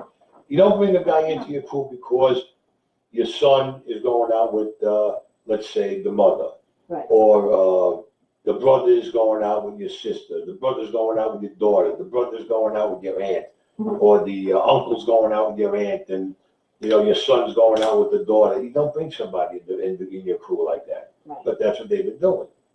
They've been bringing these guys in, never proved themselves, these guys, Right, all right? But, you know, they all want to be tough guys. They want to be gangsters. That's fine. There's nothing wrong with that. That's what you want to be. But you got to remember, this is what comes with the territory. right, You're going to get pinched one day. Hopefully you won't, but one day you're going to get pinched. And when you get pinched, you got to do fucking time. So you keep your mouth shut, do your time. Hopefully you come out. If you don't, this is the chance you took. And I've seen dozens of guys go in like that, and I call them new guys, because you gotta remember, to me, new guys are guys that came in their 20s, they came in their 30s, and they got pinched and they gave everybody up. so Dave. Dave, somebody on there? Yeah, no, somebody just joined. Oh. So, And like I said, and they give up the guys right away. So what the hell are you bringing these new guys in for? right. Because there's something with their family or whatever. It doesn't make no sense. Okay, so I'm curious to know. Oh, Okay, here we go. I You got your promise. seatbelt on? Does that have anything to do with sex again? Okay, no, it's a show I was watching. Anyway, how much stuff happened like in a junkyard? See? A lot of things can happen in a junkyard, a lot of things. Okay. Read my book, it'll tell you. There's a lot of things in the junkyard that. A junkyard, scrapyard, they call it junkyard they call it scrapyard. Right. Okay. Yeah, it's, Things get lost in there. You could A lot of pick up things a get really lost in there. big car and drop it into this big box. that gets- Right. Exactly. And then Okay. it goes off to be melted down. and then bring it into a big oven. And that's then the it. next car smells like John Gotti. I'm just saying. No, John died. No, don't talk about John like that. He died. I'm sorry. I'm sorry. Not John. Hoffa, Jimmy. I'm sorry. I was thinking Hoffa. Who the fuck knows what he smells Yeah. like? Sorry. Well, he ain't smelling no more, but ain't nothing left in his That's fucking what I head. mean. This guy's Yes, obliterated. I'm sorry. I didn't. He got obliterated. I meant Gotti.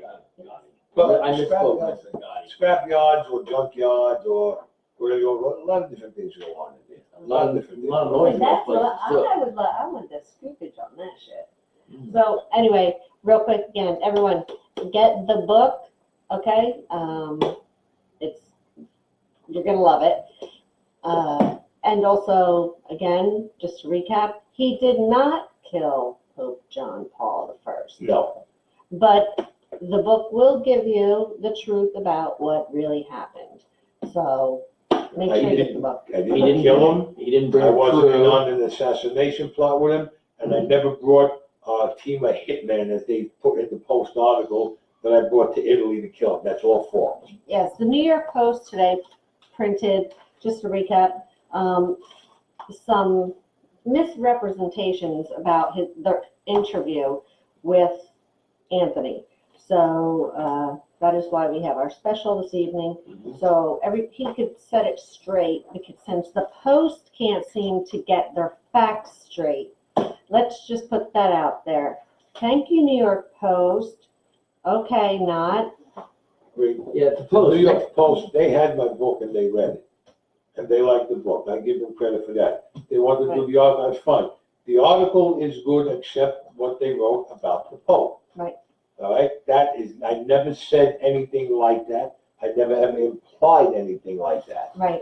All right? And when They they got just took into it and they took it and they ran with it their way, which they should never have done. Right. Now, if they didn't read my book, you know what I can say? Well, maybe they made a mistake, but you read my book. Right. You read what was in there about Pope John Paul I. Right. And you still turned around and put down that I killed him, I was part of a hit team, I was an assassin, or I was Those are part of a quotes, hit team folks. there.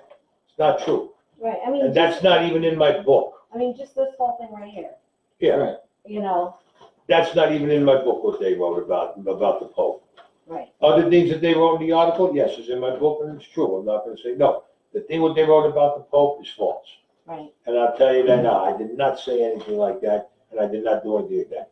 I will give you, in my book, I have the true story of how the Pope got killed and why. That's the key over here, is why they killed him. Right. And that's what I have in there. That's right. So make sure you get the book right here. And And another thing, all these other news agencies, they have them in England, France, well, this went viral, went all over the world, this story. Oh, They're all writing that saying, I killed the Pope. And I'm gonna tell you something, I never spoke to any of them. The only people I spoke to was the New York Post. I gave them an exclusive. I never spoke to any other news agency at all, never spoke to any other reporters, nobody. So all of them that are writing, oh, that I killed the Pope and this bullshit, they're getting it from the article in the Post. So I'm telling you that now. And They're they're getting it from the article in the Post. adding their own facts to it. the Post can't seem to get the facts straight. But Unusual Radio, That's right. Yeah. That's right. You heard it here first on And we'll Unusual continue. Radio. And we have our facts straight because we fact check with the man himself. They had it right in the article about Lufthansa, about Ed Koch and a couple of that was all correct. I'm not gonna say it wasn't, Mhm. but the thing about the Pope is an out and out lie. Right. That's it. I never said anything like that.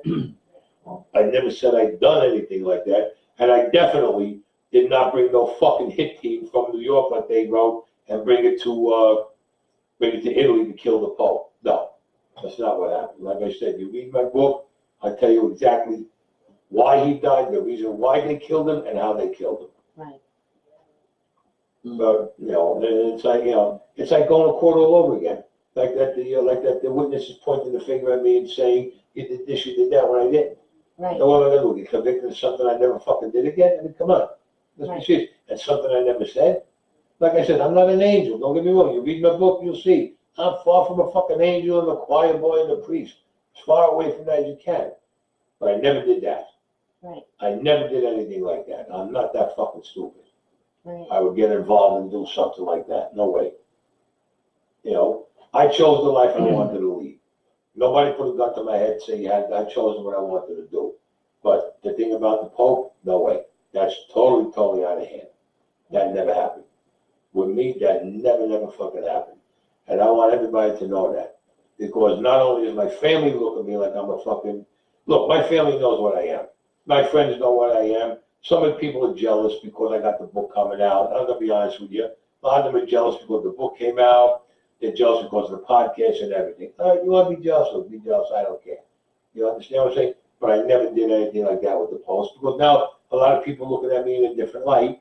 But here, he killed the Pope, you know, and now my own family looks at me in a different light too. I mean, it's fucking ridiculous. One of my best friends, him and his wife, do a fucking shit fit last night. And I'll tell you who it was. It was Joe Bosco and his wife Deborah, because the Post put down that I killed the fucking Pope. Now, this is a guy that I know, shit, what, 40-something years? Yeah. And they got panicky. All right? That never happened. The Post fucking lied about that. Everything else that they wrote in the article, the Post, about, like I said, with Lufthansa, with Mayor Koch, and anything else, that was all true. I'm not going to say no. You got the whole story. But the thing about the Pope is not correct. It's not true. You know? Unfortunately, the guy got killed, which, you know, you hate to see, especially a Pope.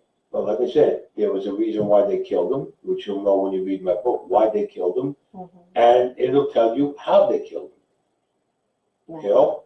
That's it. That's all it is with that. But I can't see nailing me to the cross for something I didn't do. Right. You know, like I said, I'm not a fucking angel. I'm not a choir boy. I'm not a priest. I make no bones about what I am or what I fucking did. All right? This is something that I chose to do. If you don't like it, you don't talk to me. Look at it that way. If you got no problem with it, you talk to me. If you don't talk to me, I don't give a fuck one way or the other. All right? Right. You know, there's an old saying that Jimi Hendrix had. I don't know if any of you remember Jimi Hendrix.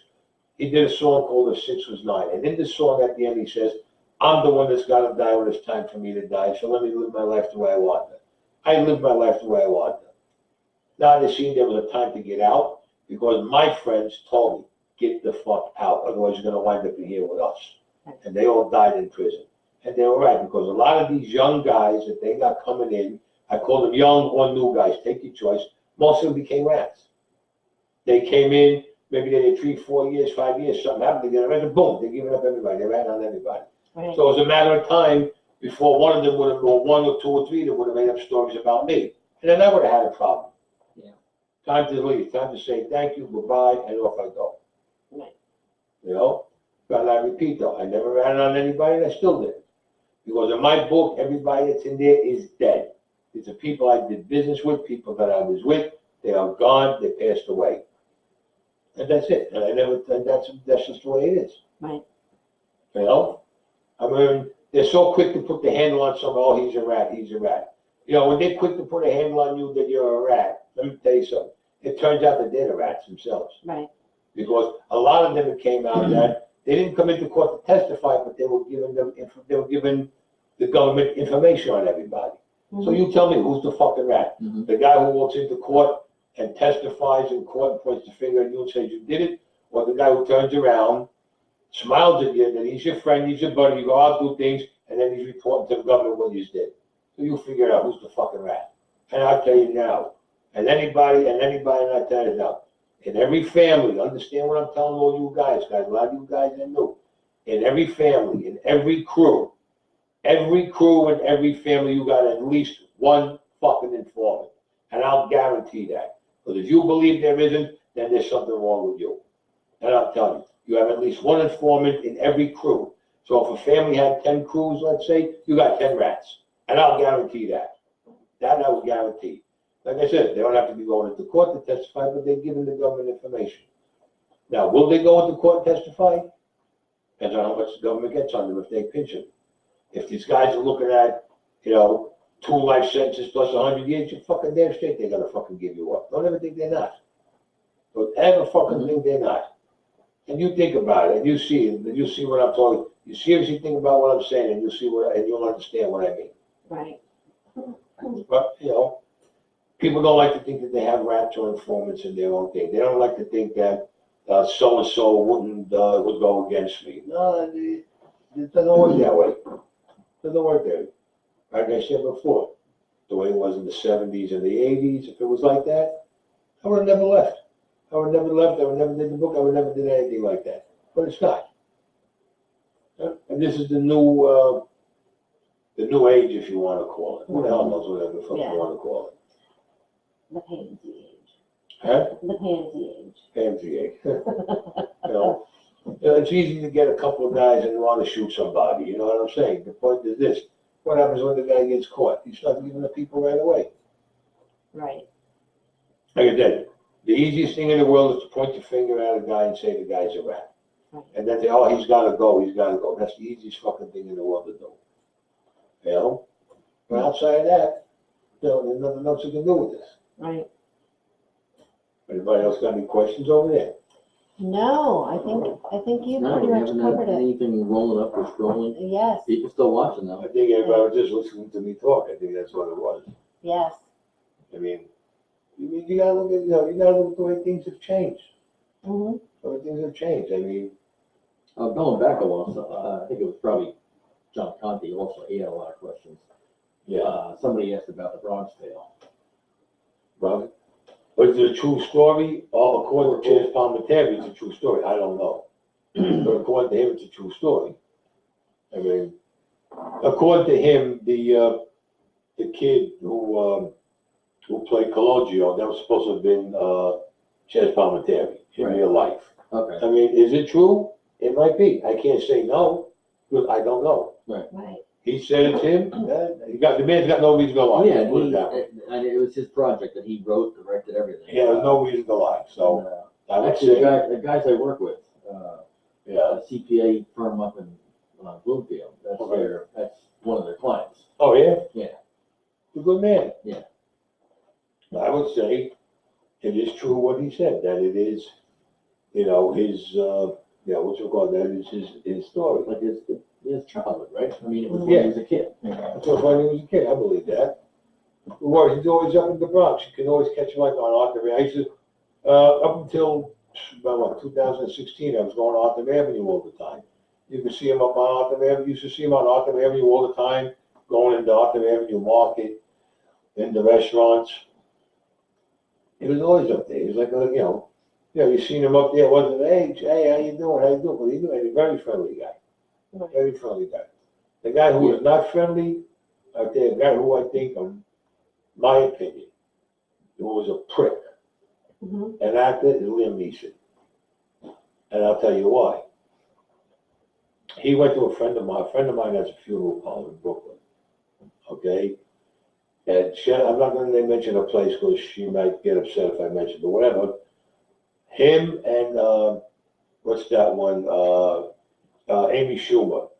They were doing a pilot for a film, Mm-hmm. for a series. And it took place in a funeral parlor. And he was a funeral director or whatever. Okay, fine. Well, let me put it this way. He was filming, doing the filming and everything, okay. And then it came time for them to take their dinner break. Now, all the kids were there. We're talking about kids, 9, 10 years old. They wanted his autograph. They're like, I don't do autographs. I don't give autographs to kids. I'm a big star. That's kind of out of his mouth. All right? This was in Brooklyn. He did this filming. He refused. One of the women asked him if she wanted an autograph for her granddaughter. No, I don't give no autographs to no granddaughter. But that's what he kept doing. He's a piece of fucking shit. Now, wait a minute. Now he has his dinner, he comes back, and he's in the funeral parlor. Here's the funny part. I'm sitting here up against the wall, and there's the office there. Right directly in front of me, there's another chapel. Nobody was in it, but they were, doing all the work. He's sitting down staring at me. And I'm staring at him. Don't give a fuck. I'm not saying anything to him. Yeah, I already knew he was a prick when he refused everything with the kids the way he came off. Like, I'm Right. too good to give you autographs. Oh, fuck you.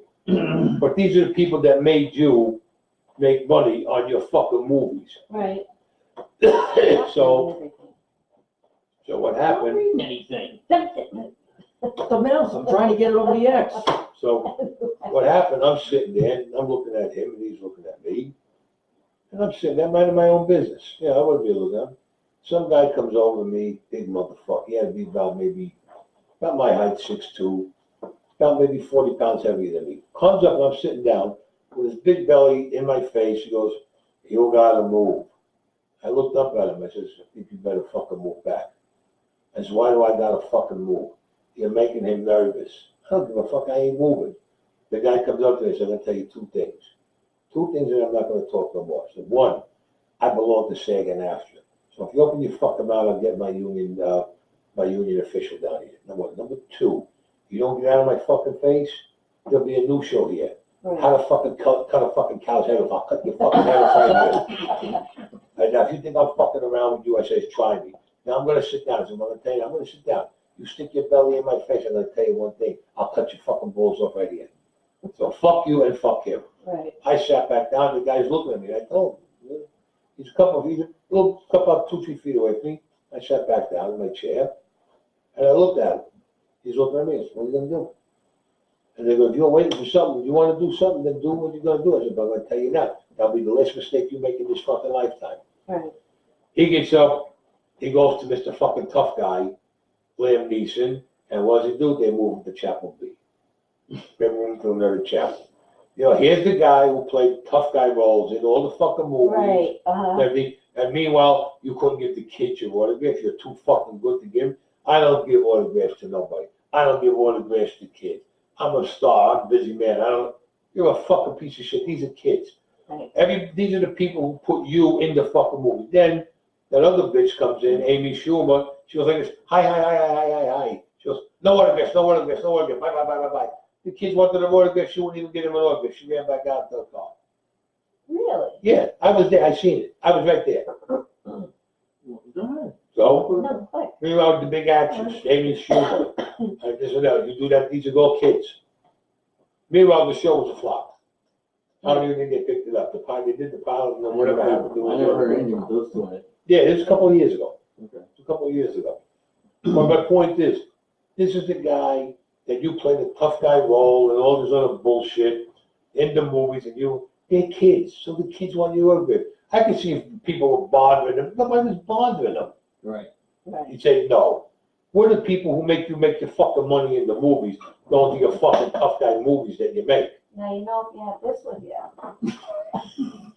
Yeah. You could have shut it up with that.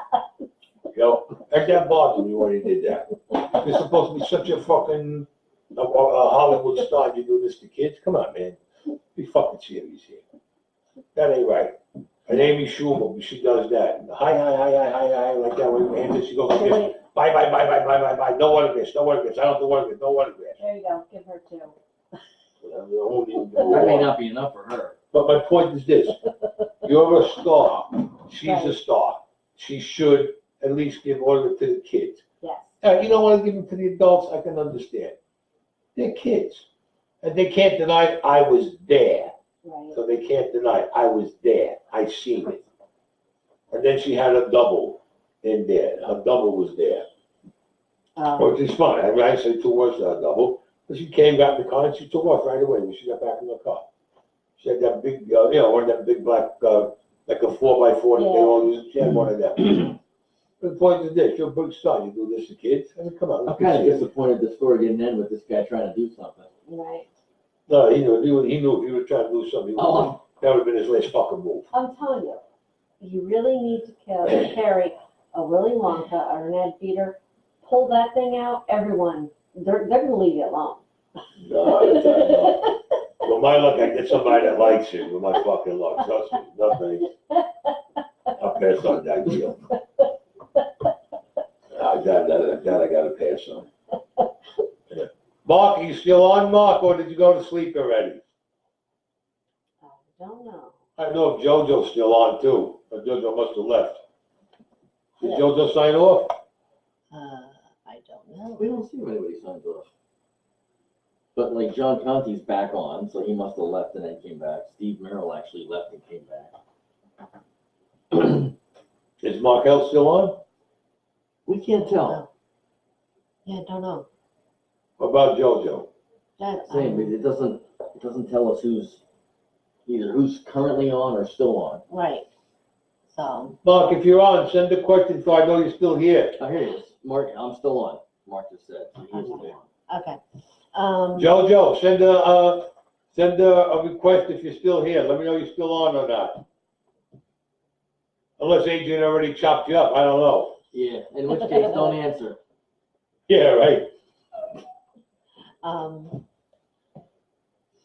do you call it? It's almost chug time. Wait a minute, Oh. wait a minute, I got into all this bullshit and I forgot something. Where's my buddy, where's Huxley? Robert, where are you? Are you watching Robert or what? I haven't heard from you. I don't think we saw him. I don't think we saw No. him, actually. No. Earlier, there was a whole bunch of joined watching at the same time. Yeah, well, we got The brat bombarded didn't for a come while. up.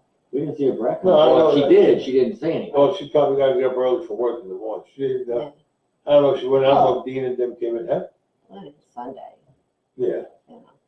So what we're gonna wrap it up. Mhm. But again, I want to say thank you to Tony at Martinsville Tavern and everyone there. The food was delicious as usual, and thank you again for everything you Food did. was excellent there, very good. Yes, and don't forget, pick up the book, When the Bullet Hits the Bone. You're gonna love it. Michael read it in 3 days, I think, or something. Like he couldn't put it down. So, and everyone that I've talked to, they're all getting the book. So, But they'll enjoy it. It keeps you, it holds your interest and your attention. yes. The book definitely does. So, yes, I hope that we cleared up that big fiasco from the New York Post today. And if you have any questions, feel free to send them in, and I can let Anthony know, Yeah, any sure. questions they have. And be sure to check out his podcast. Was it The Enforcer. The Enforcer on iTunes and Spotify and I think it's on YouTube also, and quite a few other places. okay. So, and look for a lot more coming from Anthony, because he has a lot of exciting things happening. Mhm. And Book tours, the signings, everything. yes, and there will be a book too. Yeah, definitely. So, look for that. And again, everyone, thank you for joining us. We will be back tomorrow night at 8:30, so I can be at Gina with the dildo, as usual. And Joe said he sees 6 people watching on his watch party, but that's on his end. And so, I don't know. Mark did ask one other question since we Okay. are wrapping up. Who was the craziest mobster you ever dealt with and why? My cousin Mac. Here you go. There you My go. cousin Mac, Kept it in the definitely. family. Yeah, with my cousin Mac. Well, yeah, right there, my cousin Mac, and I would say Maya also.